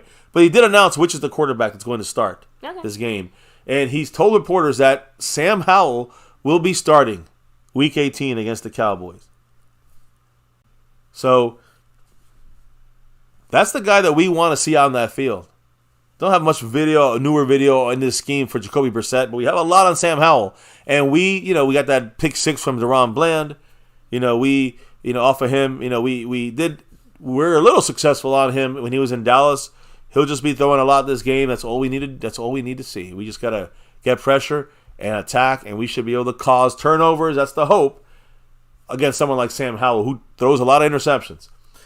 And when it comes to our defense, and I'm looking at you, Dan Quinn, quarterback pressure and takeaways is the identity of this defense. So we get pressure on Sam Howell, he will have a very bad day. if we get pressure on him, takeaways will occur. And he's going to have a very bad day. So, and what I mean by this is like this. Sam Howell, quarterback, now we know he's the official quarterback. Mm-hmm. He's thrown 12 interceptions when he was pressured this year. That is the most by any quarterback since ESPN began tracking pressures back in 2009. So, again, he entered tied with Carson Palmer back in 2013. So, Sam Howell, the worst quarterback in history, as that we know, when pressured and throwing interceptions. Oh, we got Hooper, part of the membership. Congrats to him because who dropped a little love in there, baby, for a little gifted membership? That was Jason Renfro. Ooh, Jason Renfro. Thank you, Jason. I believe that ties you now. Yep. If I'm not mistaken. With Bootzilla. So Mr. Jason Renfro rocking it. Much love. Congrats to who is that? Who got it? Hooper. Oh, Hooper got it. Congrats to Hooper. Much love to Jason Renfro. And let me quickly update that because he does have the tie now. He's in a tie for first place on the overall board. He's a number one on the overall board. Mm-hmm. But he is tied for the gifting membership side of things with Bootzilla, who is both of them now are in first place with 5 gifted memberships. House Nelson asking, was Sam Howell Bland's last pick 6? Yep. Yes, it was. Yes, it was. So, not that we're going to get a pick 6 this time. I just want to get picks on him. Sam Howell will throw interceptions. Again, let me reiterate it. He's the worst quarterback at throwing interceptions. He throws the most interceptions when pressured in the history since I've been tracking this. So, we get pressure equals throwing fucking picks. That's what it should equal. So, again, was tied with Carson Palmer. Now has surpassed the worst numbers there since, well, I'll say in history, which is since 2009, since they've been tracking this. So, guys, obviously one of the keys to this game, one of the things we're going to, be looking at, matchups and keys to victory, must-win stuff, getting pressure. Getting pressure on Sam Howell. Case closed. Now that we know he's the quarterback, get pressure on him. And you know one of the guys going to be getting pressure on him? One of the guys getting pressure on him is Mr. DeMarcus Lawrence. Let me explain why. First off, he's 31 years old. DeMarcus Lawrence is having one of the best years of his career. Insanity. Unless you look at only sacks, then people just be like, sacks, he sucks. But, he had better years in sacks. But overall, this is probably one of his best seasons he's ever played, front to back overall. Listen to this, baby. He's right now has the best pass rush win rate in his career since 2017. With a 16.7% pass rush win rate. By the way, he's in the 91st percentile, DeMarcus Lawrence, when it comes to pass rushing win rate, which is how you get pressure on a quarterback, right? Speaking of pressure, he has the best pressure rate, 15.3%, since 2017. Ooh. Second best of his career again. So all this, 2017 was his best year overall, it sounds like. But this is the second best of his career as far as these numbers, winning the pass rush win rate and getting the pressure rate on the quarterback. So when you look at pressure rate or pass rush win rate, he's the 78th percentile on that. He's the 87th percentile pass rushing without play action. And on true pass rushes, he's in the 90th percentile. So this is a dominating force here in DeMarcus Lawrence. He also has the best possibly graded play rate versus the running game. Not in 2017, in his entire career. This is the best he's ever played against the run, which is exactly what we need from him. Second lowest missed tackle rate against the run. So he's missed. This is the least amount of runs in his career that he's tackles that he's missed in the run game, which is only about 7%. That's the best of his entire career. So again, when you look at his run defense grade as an overall, he's in the 99th percentile. I mean, the best at stopping the run. Run stop percentage, 97th percentile. So pass rush, he's up there. He's not the best, but he's up there, solid in the elite numbers almost when it comes to pass rush. But when it comes to run stop, he's the elite of the elite when it comes to edge rushers. Maybe all defensive players. So again, DeMarcus Lawrence, 31 years old, having one of the best seasons of his career, if not the best. Got to give it up to him. Now, another guy who's going to, of course, wreck shit is none other than Mr. Micah Parsons. And again, when you look at we talk about pressure on Sam Howell, DeMarcus Lawrence, Micah Parsons, that's who's going to do it. You know what's also really cool? See that jersey he's wearing in the screen? Mm-hmm. That number 11 in white?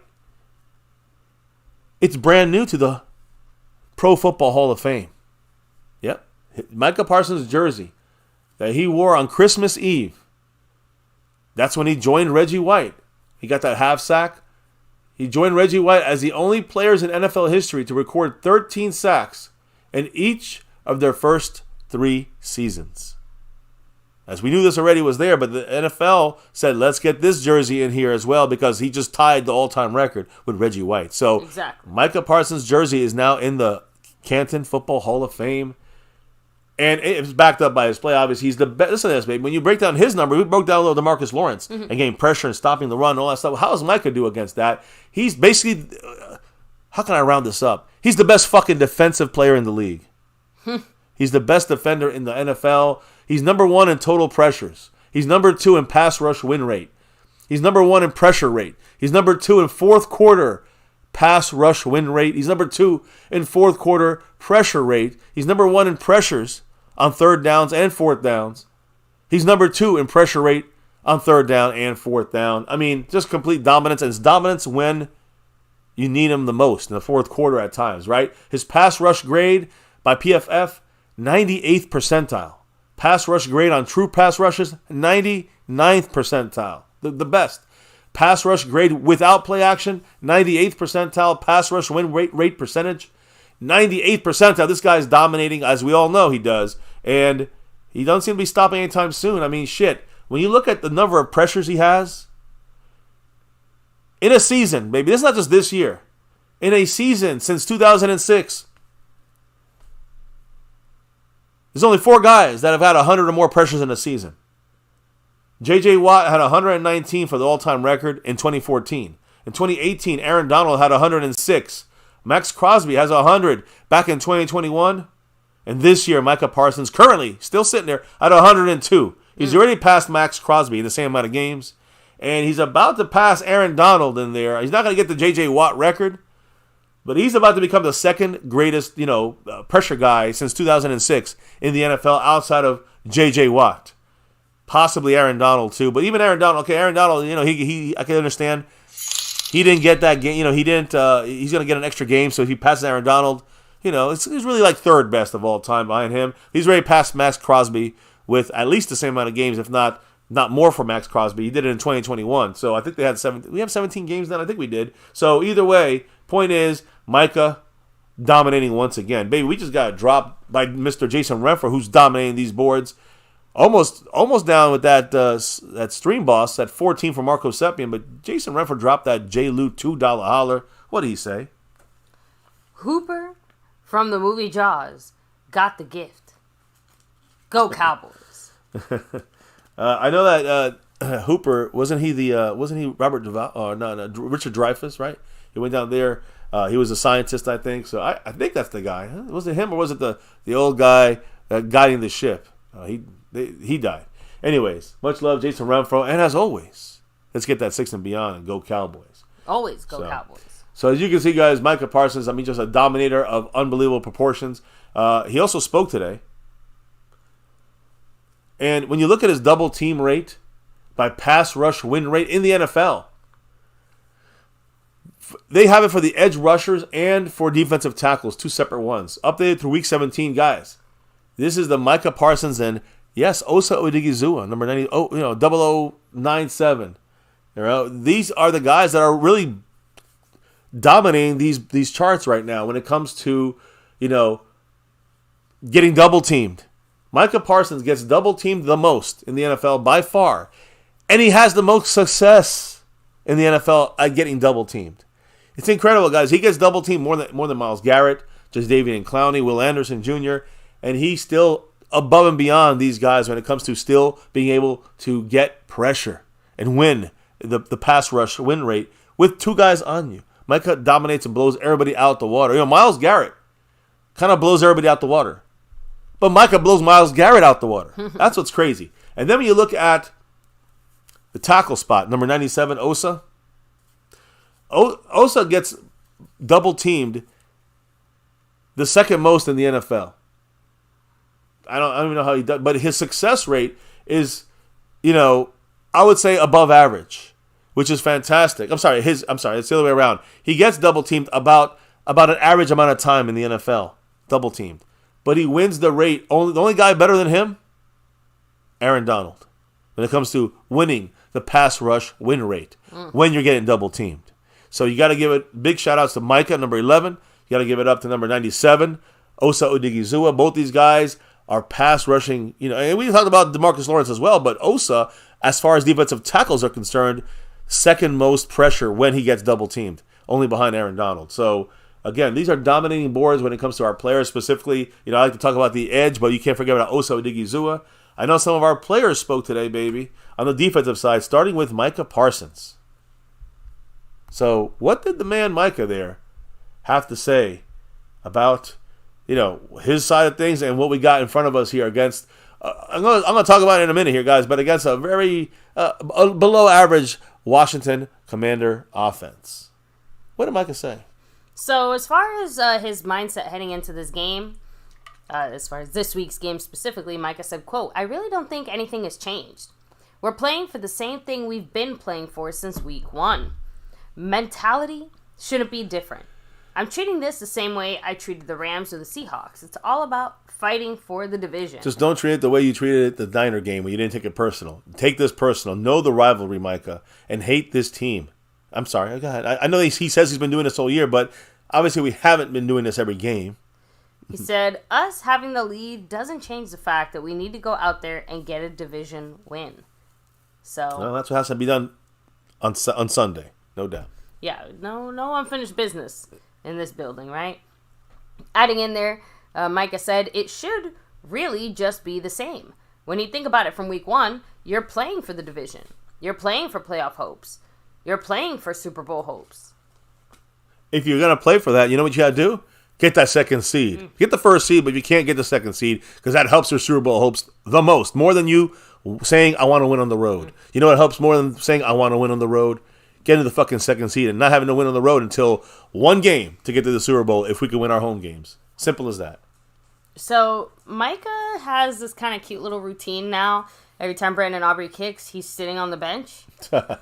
He doesn't watch? Or is he sitting on the bench? That's where he just watches from? Yeah, I think he watches from the bench. Okay. But he had it in there for a guy who doesn't miss. I have the utmost confidence in him. But I don't want to jinx him at the same time. Just kind of let him chill out and let him be in his groove. So he does the same thing. So he does do the same thing he did the first time he watched him against the Giants in the first game. And then the reporters asked him, if Aubrey's kicking the kick that would get you into the Super Bowl, would you watch, are you going to stand up then? He said, "Nope. I'll be praying, bro. You can never jinx it." I think he said that's a kicking to win the Super Bowl, I think is what he said. You said to kick to get into the Super Bowl. But all right, it's all right. What was he saying? I was listening. He said, "I'll be praying, bro. You can never jinx it. I might stand up and the weight of the earth might tip. I just need to let him be." Yeah, so he's just basically going to stay away and let him do his thing. Because I know I couldn't. I know if that happens, guys, you might see me have a fucking heart attack on stream. If we're down to the fucking field goal last second and Brandon Aubrey, the rookie, got to kick it. And he hasn't missed all year. That happened to Gary Anderson. I don't know if you guys know the story. Gary Anderson with the, was it the Falcons or the Vikings? I think it was the Vikings. And I think he didn't miss all season. He had to kick a 20-yarder to get him into the Super Bowl. And he missed it. And then the Vikings lost. The Falcons won. Falcons lost in the Super Bowl, but my goodness. That's the kind of nightmare. And that's from a veteran kicker in Gary Anderson. This would be a rookie, saying in that same situation. I'm with Micah. I couldn't watch. As far as, unfortunately, being stuck with only 13 sacks, because he's had that now for the last few weeks, he said, I know. Last week he hit the half sack. I literally just had this conversation with the guys today. At this point, it's any means necessary. So, I might jump off sides twice this week. Something has to change. Something. It's coming. It's coming for sure. I'm waiting. Let's go. Bring it. And bring it not just this week, but the next 3 weeks, the next 4 weeks after this. He also rejected the idea that beating Washington on the road could be confidence building. He said, I don't think it should be about confidence. We're a week away from playoffs. I'm tired of learning and growing.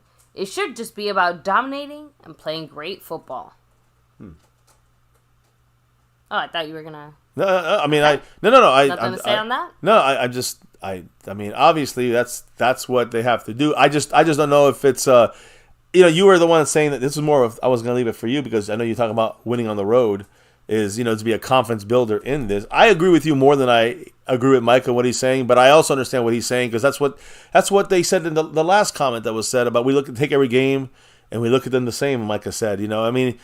So Mike McCarthy said this as well. The whole team echoes that, hey, we treat every game the same. So, kind of, I understand what he's trying to say. I just think that when you're at home, you get an extra boost that maybe they don't realize that they get. They do realize it, but they don't realize how much of a difference it means in the game.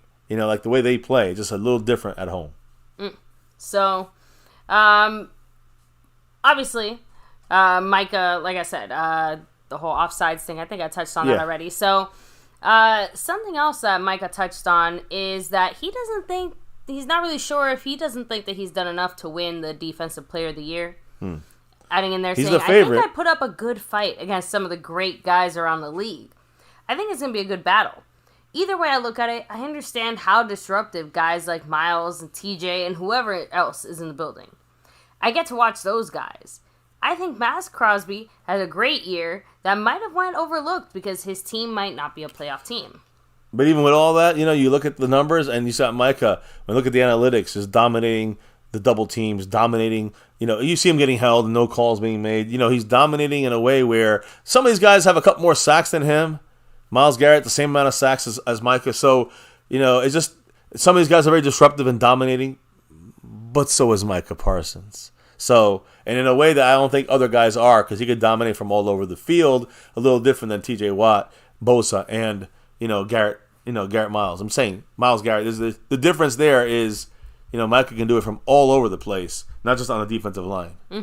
So, anyway, that was it from Micah Parsons. So, nice to hear from him directly, right? And to kind of wrap things up here on the defensive side of the ball, Stephon Gilmore also spoke today. He obviously had a few things to say, and he also had a bit of a different mindset than Micah, saying, this game, quote, it's a big game. The last game of the season, and a lot goes into it. We know what's at stake, and we know they've got some talented players, but we're going to have to take care of business. I think we'll be ready. I mean, I do trust the veterans. I just know that what we have to do in this game is pretty simple. Got to get pressure on Sam Howell. And then the defensive backs got to lock down guys. And I'll talk about it in a minute when I break them down a little bit. But we got to stop a couple of their guys, get a little pressure. We should have this game. Yeah, Gilmore commented saying, we control our own destiny. We can write our own book. Yeah, that's what we know that, and we've got the guys to do it. We just got to go out there and do it.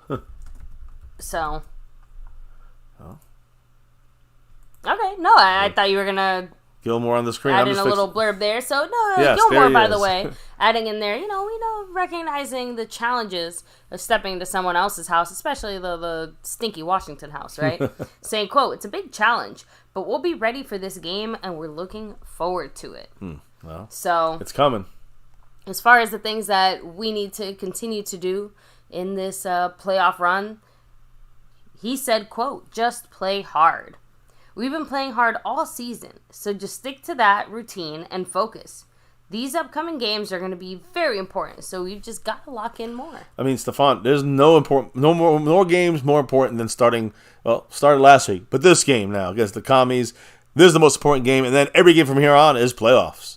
It's do or die. So yeah, you're right. This is it. They're all important from here on out. So, let me see. So that was it from Stephon Gilmore. Yeah. So let's hit up really quickly a couple comments in the chat and do some shout outs here before we get to the final segment of the night, which is just breaking down these commies. And we just talked about our defense here a lot. I'm going to tell you how we're going to, what we got to see again on the other side of the field there against on Sunday afternoon against these Washington, D.C. commies. No, Asmodeus throwing out there, damn, Micah, why are you shortchanging yourself? I like that comment there. Micah's done so much in disruption and changing the league right now. I mean, I think he's the favorite for the defensive player of the year. I think he deserves it. I don't know. I know they're all deserving of it, but Micah's also been deserving it for the last 2 years, and I think it's his time to get it. Let me see. Oh, and by the way, I didn't want to forget this. I have to make a major announcement, baby. We got Jason Renfro dropping $1.60 holler in the Cash App. Go Cowboys. Woo. And he takes over the lead on the Cash App board, jumping over Gloria. So, much love to you, Jason Renfro, and go Cowboys. Let's get that Navy Blues. Let's rep that Navy Blue Silver too and star over everything.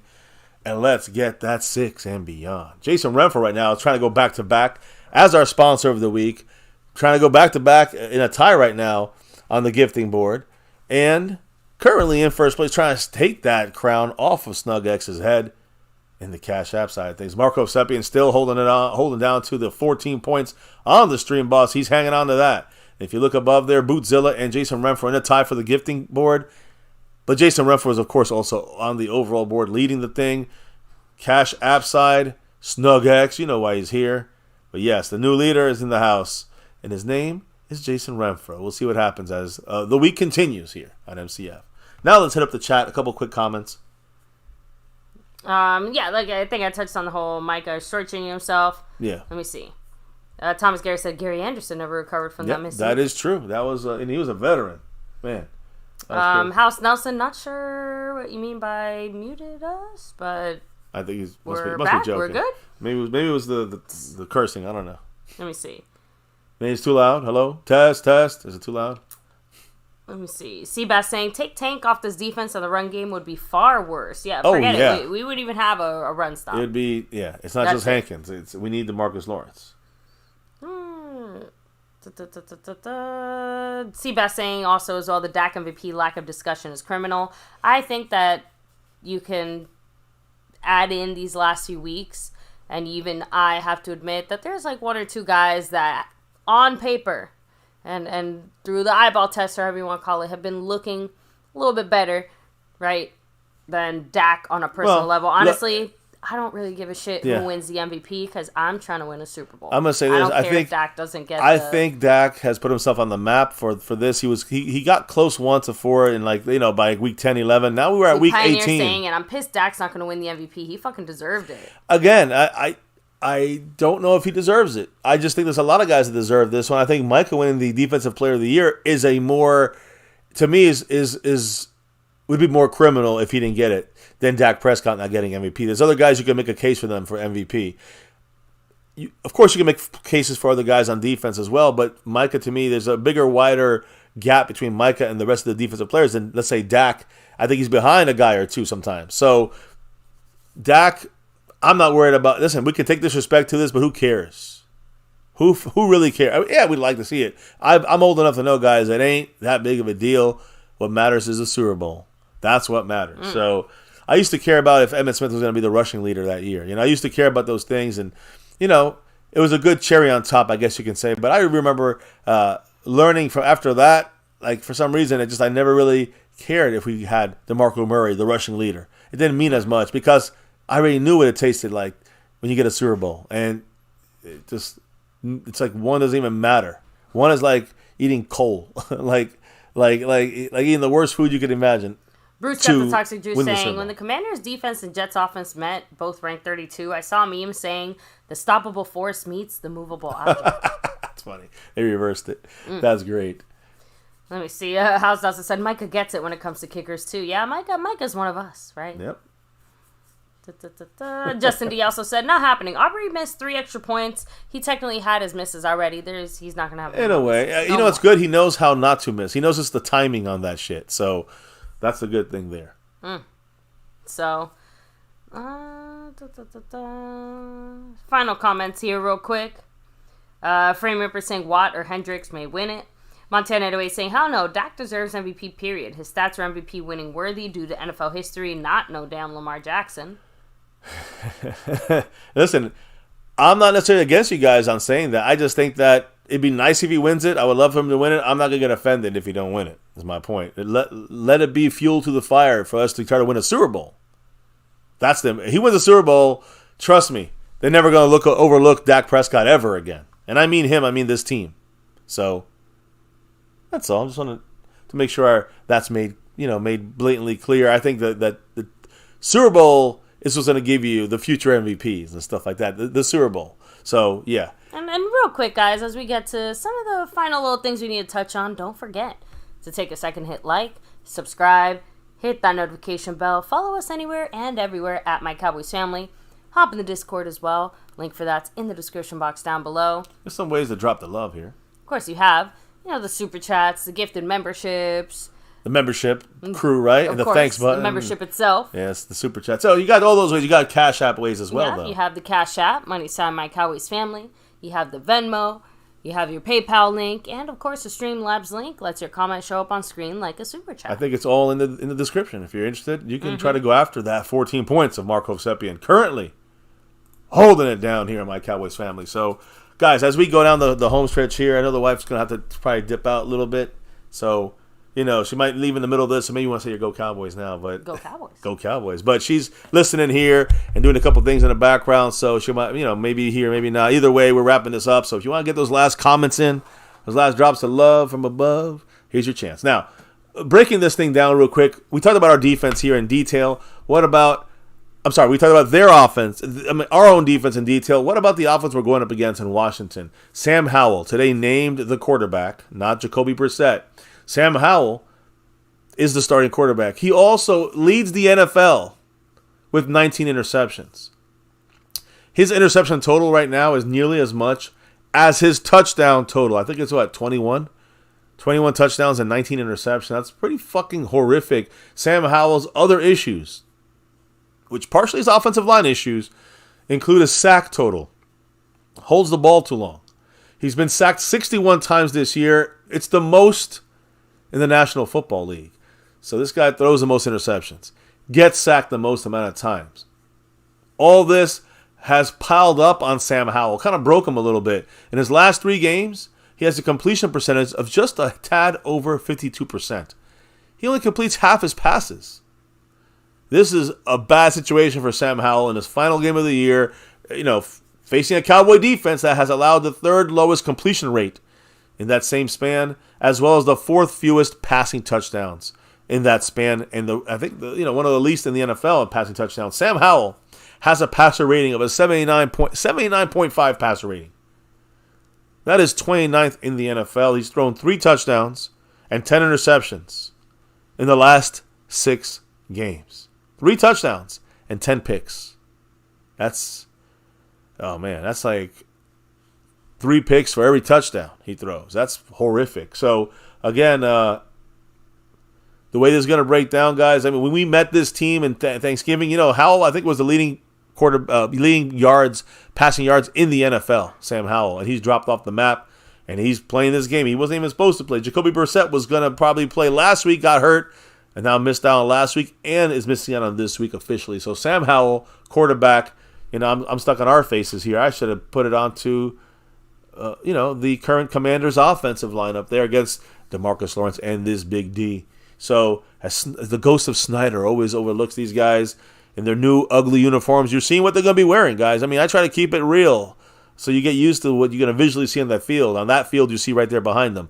But in Washington, it's going to be we're going to be in our navy blues again, back-to-back weeks, and they're going to be in their ugly ass, whatever that shit is, in the whites with the ugly red and that ugly uniform. So, when you look at, you see Sam Howell there, number 14. He's a guy, obviously, we get in his face. He's going to throw picks. He's going to fumble. He's going to get sacked. Get pressure. Now, any team can beat us is using the running game. So who are their running backs? Brian Robinson, who had a really good year last year. He got shot last year as a rookie and, did well at the end of the year, really being their top running back there, outdoing Antonio Gibson a little bit. Brian Robinson this year, doing well, but struggled against the Cowboys the last time we played them. Brian Robinson failed to score a touchdown, averaged only 3.5 yards per carry. And the Cowboy defense has, again, played a lot more effectively against the run than when we played them in Thanksgiving. When we played Washington, we were still trying to find ourselves there. So we've gotten better, more effective at least in stopping the run. So Brian Robinson's, future here, it's going to be harder to climb. It's going to be harder to climb the hill he has to face this week when the Cowboys. If you look at the last 5 weeks for their running back, their starting running back Brian Robinson, he has failed to get into the end zone the last 5 games. And this year, he has yet to rush for over 100 yards in any game he's played in. As far as his backup, which used to be the starter a couple years ago, Antonio Gibson, he's only run for 257 yards on the ground, and he only has 1 touchdown. So a non-factor for Antonio Gibson.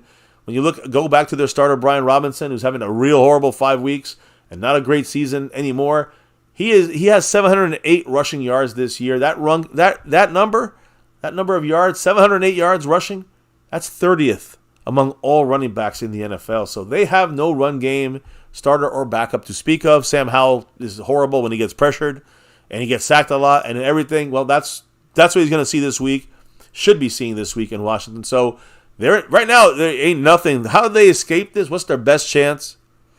Well, a little blocking and a little time to throw it to number 17, Scary Terry. Scary Terry McLaurin. Now, this year's numbers, after getting a big contract in the offseason, this year's numbers have taken a bit of a dip in production, mostly due to the failures because of the entire offense of the Washington Commanders, including Sam Howell, the scheme, and the blocking. So in the last 8 games, Terry McLaurin has only scored 2 touchdowns. And he's only gone over 100 yards receiving 1 time this entire year. And I'm not sure, was that against the Cowboys? I think it was against the Cowboys the last time he played them on Thanksgiving. So he currently has 946 receiving yards. That is 28th in the NFL among all receivers. There's a chance he can get that. He gets 54 yards. He's at 1,000 yards this year, but he only has 4 touchdowns. And when it comes to scoring touchdowns for receivers, he's 48th in the league. So number 17, not too scary this year. But I will bring this up.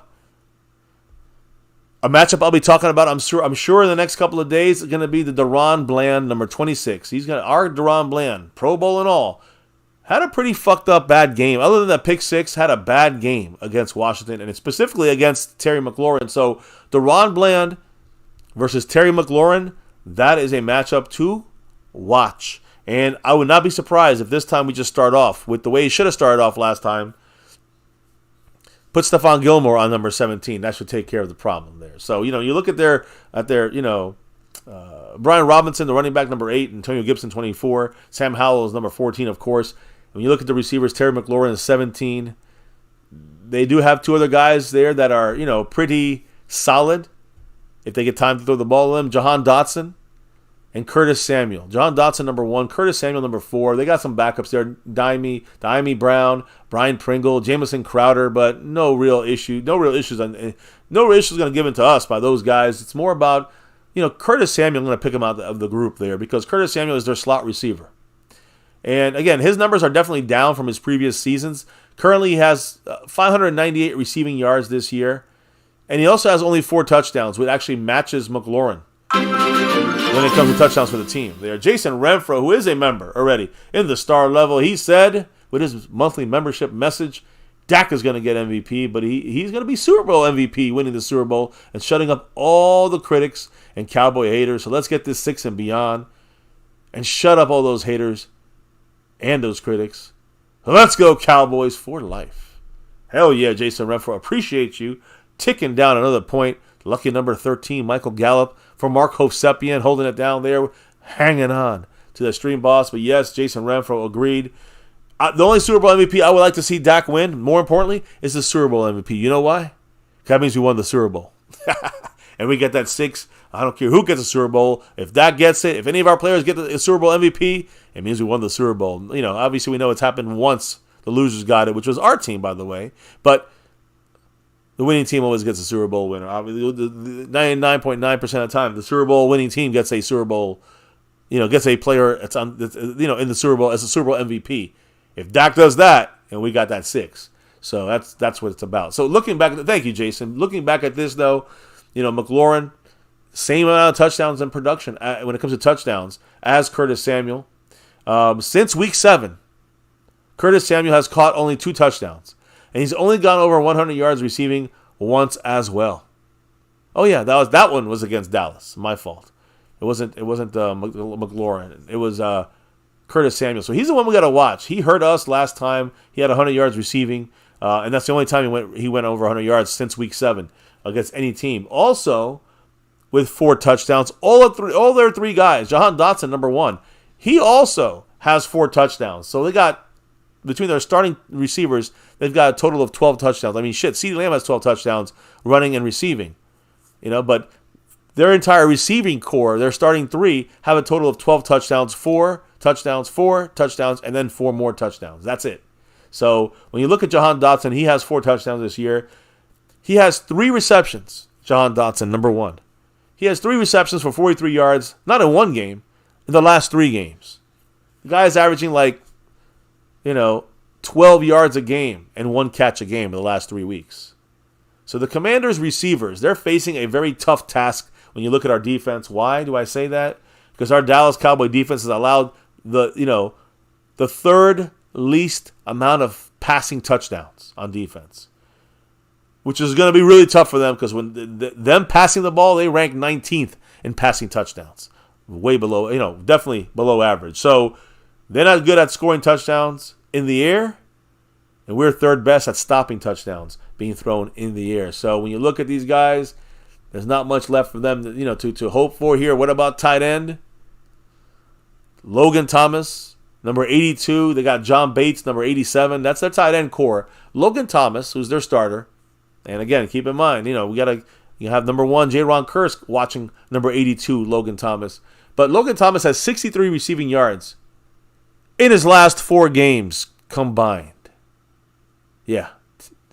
Yeah. I mean, it's like what? 15 and a half yards per game? If you want to put both tight ends, look at our Jake Ferguson, look at Logan Thomas. The only thing that Logan Thomas does better, pass protection, than Jake Ferguson. But Jake Ferguson rarely goes in pass protection. He's out there catching the ball usually. So Logan Thomas, the only thing he does better than Jake Ferguson is pass protection, pass blocking. Both players are good blockers in general. Ferguson is a good blocker in the ground game, but in the pass game could be better. Logan Thomas excels there. All right? And he's at least slightly better than Ferguson. But as a receiver, Logan Thomas, their tight end, has fumbled the ball 2 times this year and again, has scored less touchdowns and has less receiving yards than our own Jake Ferguson at tight end on offense. So, when you look at the tight ends in the NFL, Logan Thomas ranks 20th in receiving amongst all tight ends. So another below average part of their team. The whole offense right now is below average. Let's just be honest about it. Outside of Terry McLaurin and Curtis Samuel, they're below average. Nothing. Can their offensive line save them? We know that Logan Thomas can help their offensive line with pass protection and blocking, but can their offensive linemen, they're going to give us trouble? Again, they lead the league in allowing sacks. When they get pressure, when you're allowing pressure on number 14, he throws picks, the most in the NFL since 2006 when pressured. This should be a tumbleweed of defensive aggression and offensive points for our Cowboys this week. The Commanders' offensive line has been, not been good when healthy, but they've even been, horribly worse. That now they've been decimated by injuries really the entire year. In early December, they placed their starting center, Ricky Stromberg, on IR. He's out for the year. And now they put Tyler Larson on injured reserve as well. So they are on their 3rd string center right now, guys. 3rd string center, Nick Gates. If you remember him, he was from the New York Giants. And he's like a guard center kind of backup in his career, always with the Giants. I remember when I would do those simulations. Nick Gates, always the guard and the center backup. Now he's the starting center for Washington, and they're in deep doo-doo. So, again, when you look at that issue right there, that's major, right? So you could watch Micah in the middle a little bit against number 63. That'd be nice if he could go over the center a couple times. What about their starting tackles, right? Starting tackle Charles Leno.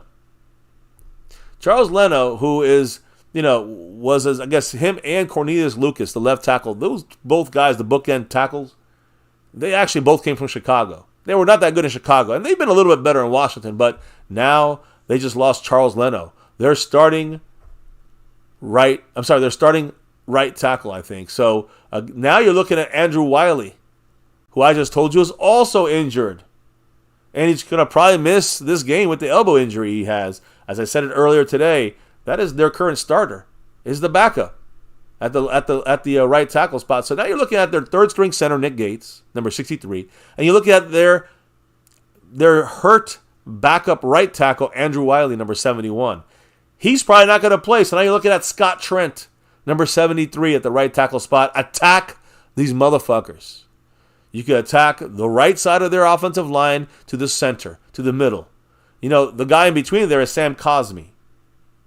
Sam Cosmi is their offensive lineman, the only offensive lineman that's really their starter and able to play. He ranks 4th on the Washington team, 4th in pressures allowed, which is not horrible, but it's not great either. He also hasn't allowed a single sack since week 6. So obviously, the only strength they have there is on the right side is Sam Cosmi, number 76. But around him, he's going to have to help Nick Gates at center to his left. He's going to have to help whoever's taking over for Andrew Wiley on the right. So he's going to be strained and stressed. He's not going to be able to block everyone. So that right side has been weakened, even with their best player there. On their left side, to me, I mean, Cornelius Luke is probably one of their better offensive linemen, but he's still been failing pretty badly as the left tackle, blindside tackle. So, you know, he'll play number 78. And then number 77, Sadiq Charles. He's number 77, left guard, and he's also there. Again, a starter, I guess, but not really very good either. Horrible stats across the board in this offensive line, outside of Sam Cosmi, and he's going to be overwhelmed on the right side. So to me, right now, we have to put pressure on these guys. They got 2 weak spots easily open, and even if they were fully healthy, they're not that good of an offensive line. So it's all about the pressure, baby. It's all about, not the Benjamins, it's all about the pressure. If we get pressure on Sam Howell through this broken offensive line, if we get pressure on him and we slow down the very poor running game they have, tight end is barely a blip on their offense. Their receivers are the biggest things, and Curtis Samuel, he's the one that hurt us the most last time. But Scary Terry hurt us when he was allowed catches in the first half of that game when he played against DeRon Bland. So that's going to be a matchup. Yeah, we got to fix that little issue there and get the pressure on Sam Howell. And I think we'll be able to, nullify any of their few strengths they have on offense at receiver, because they really don't have strengths at running back. They don't have strengths at tight end. They don't have a strength in offensive line. They don't have a strength at quarterback. So you get pressure, just measly, you get some points on offense. You get pressure on defense, and you slightly slow down the run. They got to throw the rest of the game. It's over. That's it. We just get our interceptions, our fumbles, our turnovers. We collect them, and then we spin them back out and get our win in D.C. for Big D, baby. You know what we're talking about here on my Cowboys family. Now let me hit up this chat real quick, and we'll wrap this thing up in 2 minutes, because it has been a interesting stream. We appreciate everybody dropping the knowledge in the chat, dropping the love from above, and of course, repping that star over everything. Yes, we're 2 hours into stream. I didn't think we were going to be. Hey, this is a very important week, guys. So we will be rocking this as long as it needs to be rocked here on my Cowboys family, because we definitely need to this is a playoff game for at least us here at MCF. So let me take a quick look at everybody in the chat as I do a combo. This is over 2 hours. I'll do a combo shout out and hit some questions up. Going all the way back, we got C Bass, Bruce got the Toxic Juice, Frame Rippers, talking about throw some of these guys on DT to stop the run. I'm saying, get Bugs, Isaiah Bugs, and stop the run with him. Yes, that's right. Hooper is the scientist. Thank you for that, Jason Renfro in the house. You got Chalked Up Montana here with us. You got Asmodeus, House Nelson, Mike Aldana, Asmodeus saying, "Oh, Diggy Zua." Hell yeah. Justin D in the place to be. Nelson in the house, of course. Thomas Garrett, the superior Garrett. Pioneer, Burn Bar, Asmodeus, Frame, Seabass, Jason Renfro, Pioneer, Mike Aldana. We got Revelation Journalist.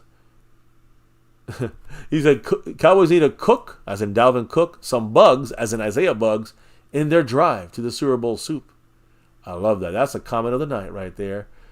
Bruce of the Toxic Juice, Lost in Translation, salute. Little Dallas Cowboys, what's good? Justin D, Chalked Up Montana, Jason Renfro's comment, of course. Let me see. The Lunatic, always going crazy up in the house for that star over everything. Mike Aldana, most fans in here don't give a shit about Rivera and his job security. Oh, I agree, but you got to remember that the fact that he has nothing to lose plays a part in this shit. We should make sure his job security is at zero after this game. Attack the weakest link, says Jason Renfro. Agreed. The game frame rippers is all East Coast is 4:25. So for your side, it's what? 1:25 p.m. I think over there in LA, in Cali. Justin D, Michael Dunn. There it is, 4:25 Eastern. 2 of 6 at Justin D this Sunday. Let me see here. Jason, at Central Time is 3:25, so adjust accordingly. Why did Detroit let him go? Said, why did he let it go, Isaiah Buggs? That's a great question. I think it was a mutual thing, and I think he wanted to. He didn't feel he was getting enough play time. I'm not really sure. Either way, he's out there. He's very hard to move. He's exactly what you need in a Hankins-like kind of backup. If you need him in the regular season, in the playoffs, get him now. He went through waivers, so I would get Isaiah Buggs, sign him. It's going to be a cheap deal. It's just a one game and in the playoffs. And this is where you really pad up and get those last little moves you need to make any kind of, patchwork stuff done when you get in the playoffs. You can't sit there and then afford to go pick up a free agent. Remember, you only get allowed to take, I think, four free agents I think you can sign in the playoffs now. It's a new rule. So the Cowboys are trying to sign their guys now. We just signed 4 guys and filled up the practice squad. You get Dalvin Cook, you get Isaiah Buggs, and now we're really cooking. With depth, with options that can learn the farther we get in the playoffs, and they get better the farther we get in the playoffs, and more acclimated to the team in the next week or 2 or 3, right? So the idea is now to get these guys, and don't worry about them this week. Worry about them for break in case, break glass in case of emergency. You grab out and you grab someone like Isaiah Buggs, or you grab someone like I guess La'el Collins would be more of an emergency guy. To me, Buggs replaces Mozzie Smith as the backup to Hankins. That's what you get Isaiah Buggs for. Dalvin Cook, he pushes out. Deuce Vaughn's already pushed out, but Dalvin Cook to me then is added in there as a guy who allows someone like Malik Davis to not have to be brought up from the practice squad for the playoffs. Can't play anymore this year, can't play this game, Malik Davis, but Dalvin Cook, number one, could probably fit right in and give us a goal line run or two if we needed him, or a short yardage run. But, as the postseason goes on, hopefully we move into the postseason more and more games, then, Dalvin Cook and others will become better at and acclimated to the offense, to running more plays with the team. Dalvin Cook's in football shape. You got guys like La'el Collins, he ain't going to be ready till the second week of the postseason. So you got to make sure, you gauge your expectations. When you got guys that are coming on this team that are on another team like Dalvin Cook, who's been playing minimally, fresh legs, 67 touches on the ground, 15 catches, that's it. You bring him in, he's a pass blocker, he's a short yardage runner, you get him for extra cheap for one game in playoffs, that's a great deal. But I almost want the Isaiah Buggs move even more, because he gives us a true backup nose tackle. A true backup to Jonathan Hankins. If he goes down in the playoffs, we're fucked. There's no one's going to help us.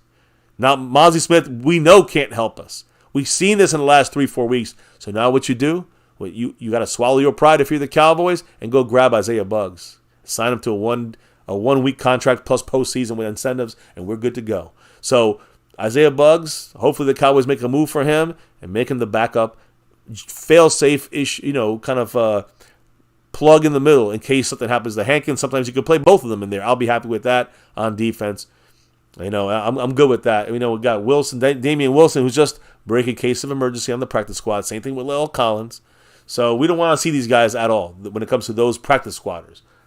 Dalvin Cook will get usage. Isaiah Buggs will get usage on this team immediately, in my opinion. So let's see. We got, good night, Bruce, with the toxic juice. Let's see here. I'm looking back here. Let's see, Justin Detroit let him go. Let's see here. So, yeah, Jason Reynolds says, let's get the Bugs in here. Seabass says, until I hear Isaiah Buggs or Dalvin Cook are working out for the Cowboys, I won't believe it. That's a good way of looking at it, because you always got to wait for that. They always use the star, these players. But Isaiah Buggs, I'm the one cheering for him, nobody else. So I don't think the Cowboys are interested in him. But that'd be the player I would attain if I was the Cowboys. Dalvin Cook also would try to attain him for cheap.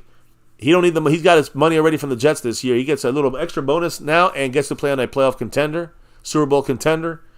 It helps him more than really helps us in some ways, but we just use him for the ways we need him, not the way he's been used with in the past, because it's a different scheme. So there's ways of getting both these guys on here for cheap and being able to get the most out of these free agents before the playoffs. When you start making moves, they start counting against you. You can't make 4 or 5 moves because that's it. You can only get 4 total moves in the playoffs. Now, Montana said, counting the Detroit game, we need 6 to... Exactly. That's Justin D. I had said this last week. After we lost to Miami, I said, we want that 6. We got to win 6. I said this last week. We win 6, we get the 2nd seed. And we get a better chance to go to that Super Bowl, win 1 road game, and the next game is the Super Bowl. So that's what it's about. Have a good one, Bruce. Chalked up Montana in the house. Said might only have to be 4 games. No. I mean, if you make it 4 games, we have to go from the 5th seed. And I think we're not. And I'm going to be honest, Montana. I don't think we make it. I think this. We know the chances go way down. Yep, Washington is 2 of the 6 for the 6th. That's right, Justin. Jason Remember said, bring in the bugs. No, Chuck Montana, we're counting that first game that we can't catch the Niners. So at best we could be the 2nd seed, and the Niners have the bye week. So that's set up. I hope so too, Pioneer, that the team shares our logic. 6 straight to win the Super Bowl. You're right, Justin D. That is correct. Jason said, yes, the Lions scare of bug bites. Maybe. They're giving them up. Anyways, we'll see what happens. And again, I think Justin D said we know that's conceding the division. It'll be 5 max. Might have 2 to 3 home games. Yeah, no, it would be at this point. There's 5 max, and it's not going to be any less because it's impossible for us to get the number 1 seed. It's chalked on Montana. I just want to make sure. Michael Donna says, "Just do your fucking job exactly." The lunatic in the house dropping those emojis. If you got your emojis, drop them out here too. Jerry Jones, he just wants one thing. Jura says, we need more hookers on the team. Jerry, ain't you had enough? You got enough trouble? Justin D. Listen, as long as we win a Super Bowl, does it matter? We win a Super Bowl, we win our 6th. That's the 6 I care about. Jason Renfro, I hear you. Justin D. Yep, agreed. Everybody here. Montana says not worried about San Francisco to lose their first game. Exactly. We could get 3 straight home games, and then that again, if the Detroit or the Eagles go to San Francisco, or the Rams, let's say they get out. I mean, hopefully they don't play us. But if they get out there with a 6th seed and then they win their game against Detroit, they will go to San Francisco. I think that's a game that could be dangerous for San Francisco because they know each other. So they played each other. They're going to play each other this weekend. So that would be probably the most dangerous game. With the Eagles going to San Francisco, the Eagles upset them. The Rams upset them. The Lions upset them in San Francisco, which can be done. Well, then if we win our game, we win our wild card game, win our divisional round game, guess what? It's a game in Dallas. And then the Super Bowl. And then it's 6. That's the hope. Appreciate you all, guys. Don't forget to hit that like, subscribe, and that bell. So you know we're going live on the nightly. We're going to wrap it up here for tonight. But again, we'll be back tomorrow with the Commanders' defense. They're little D against our Texas Coast Big O offense. And I can't wait to see how we're going to kind of splice them and dice them. Because when you look at the numbers yesterday in our first look, the best thing this team does on offense or defense is either run the ball, which is still like 18th in the NFL, or stop the run, which we don't even run that much. Those are their best qualities on offense and defense combined, stopping the run and running the ball. And they're not even that good. They're average at doing that. That's their best qualities. Stopping the run and running the ball. And those are average in the NFL. We're still better at running the ball than them, even if that is their best quality on offense. I think we're a little bit better than them at stopping the run, believe it or not, as well. Yeah, we are. So we are better at them at their best qualities. Our worst qualities are better than their best qualities. There's no reason why we cannot beat this fucking team to smithereens. That's it. So I'll be looking forward to discussing how this offense can kind of really make a snowball effect against Washington. If this offense can get some points on the board early, the defense will get their points and their turnovers and their sacks and all that good stuff, and this game could be 30-0 at halftime.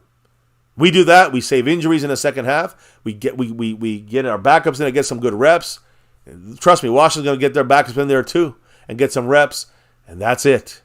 We clinch the 2nd seed. That's all I want to see. That's all I care about. I don't care about MVP. I don't care about Defensive Player of the Year. I don't give a fuck shit about any of that stuff. Pro Bowl, fuck that whole shit.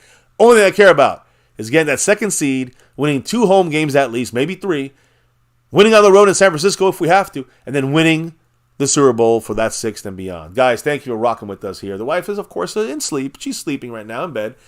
But we'll be back tomorrow breaking down our offense against this Washington Commander defense. Guys, thank you for rocking with us tonight. Of course, shout out everybody already here in the house, but I'll just do it again when it comes to sponsor of the week, Jason Renfro. He's also our membership king, our membership gifting king. So much love to him. He's in a tie right now this week for a possible back-to-back on the gifting side of things with our man, Mr. Zilla, right? Bootzilla, who's up there tied with him for first place on the gifting board.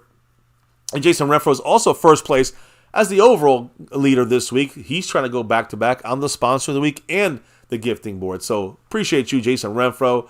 It doesn't stop there, though, because he's also repping on the other side of this board, along with Snug X, who's the Cash App king. He's the king of the Cash App, back-to-back like our 90s Cowboys. But there's someone trying to get in the way, and the leader currently right now is not Gloria. She's right behind him. It's Jason Renfro. Jason Renfro, the current leader in the Cash App, and he's trying to break that streak. He's trying to take a little takeover move here. He's 13 away for Marco Sepien, hanging on to that stream boss. So you never know. Jason can actually have all 4 of the leads right now if he really wanted to, with just a couple little drops of love there. So again, appreciate you, Jason Renfro. He's leading the board. He's leading all these boards right now, close to making it a full takeover. Thank you again. And again, I want to shout out Marco Sepien holding it down with 13 points. But let me shout out the couple of people I dropped a little love today. Mary Alvarez in the membership side of things, that star level.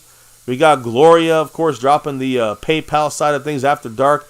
Jason Renfro with a lot of drops here, gifted memberships, but also the Cash App side of things. He's dropped it in there as well. And Dwayne Broussard with that kicked off DAC. Here we go, $4 holler. Kicking off the show tonight. So again, I appreciate everybody in the house. Thank you all for rocking here with us. And I see Burn Bar dropping the info. Thank you. Jason Renfro, Asmodeus, the Lunatic, Alice, everybody in the house here. Chocolate Montana, Justin D, everyone, Jerry Jones, the Lunatic, everyone. Have a great night. We'll see you back here tomorrow. Salute, Asmodeus. Appreciate you all. And I think you all know why we do this each and every night here in My Cowboys Family on YouTube, right? It's about that navy blue. That's silver too, and that's star. You see me repping it. The wife's repping it too. That's star over everything. Win, lose, or draw, good, bad, or ugly. Here on this channel, here in MCF, we always rep that star over everything. And of course, 6.5 years and beyond currently on YouTube here at My Cowboys Family. Never forget the number one thing here, now and forever. As always, say it with us. Go Cowboys! And let's get that 6 and beyond. Thank you all for dropping your knowledge all night long. All night. Appreciate you guys in the chat. Keep it coming in the comment section if you're watching this on the replay. Truly thank you guys for dropping the love from above in all the different ways, whether it's PayPal, Cash App, membership, gifting, super chats, etc., whatever. Truly humbled by the best fans of all YouTube. But now it is time to clock out of here and drop out of here for the night officially, before we can relock and reload, talk about our Texas Coast offense tomorrow against this real bad defense of the Washington Commanders. Before we can do all of that, before we can drop out of here for the night, as the wife always says, first, before we can drop out of here, we got to drop the beat. Oh yeah, that beat has been dropped like it's hot. Guys, we'll see you. We need an after dark later. I'm going to be honest, the Lunatic, I am exhausted. Too much after dark. Not enough sleep. Insomnia finally is not affecting me tonight, I think. So I think I'm not going to do after dark tonight. But, a couple times a week, you might get a little after dark flavor. I'll take, it's not going to be a daily thing over there. But, hey, you never know. And at the same time, in an hour, I might be live over there. You just never know. So if you know where to find it, you know where to go, you're in with the crew, you know what to do. On this side of things here on My Cowboys Family, it's another wrap here on MCF because we just completed another Cowboys chat. Oh, yeah. Talked about the Commanders, the Commandos, the Commies, and their offense and what we got to do with our big D and stick it up you know where. We talked about the new players we got. Talked about the new, break in case of emergency. We also got a couple players who maybe, Isaiah Buggs and Dalvin Cook, who are more like, actual 53 roster guys. We'll see what happens in the next couple of days as hopefully we get some of our injured players back, like number 95, Jonathan Hankins. Farther shot we get Tyler Smith this week. But either way, all that matters is beating the Commanders on Sunday afternoon. Hell yeah. Here in MCF, it's about that navy blue. That's silver too. That's star over everything. Never, ever forget the number one thing here in My Cowboys Family. Much love to everyone in the house. We'll see you back here tomorrow for another one. Don't forget to hit that like button for the stream. Subscribe to the channel. We're almost at 29K, almost at 30,000 family members. Of course, hit the notification bell to all videos so you know we're going live. Follow us at MyCowboysFamily at all social media. And we'll see you back here tomorrow for another one. Have a good night. Stay safe. Peace. And never, ever, ever forget. Much love to Jason Renfro. And go Cowboys.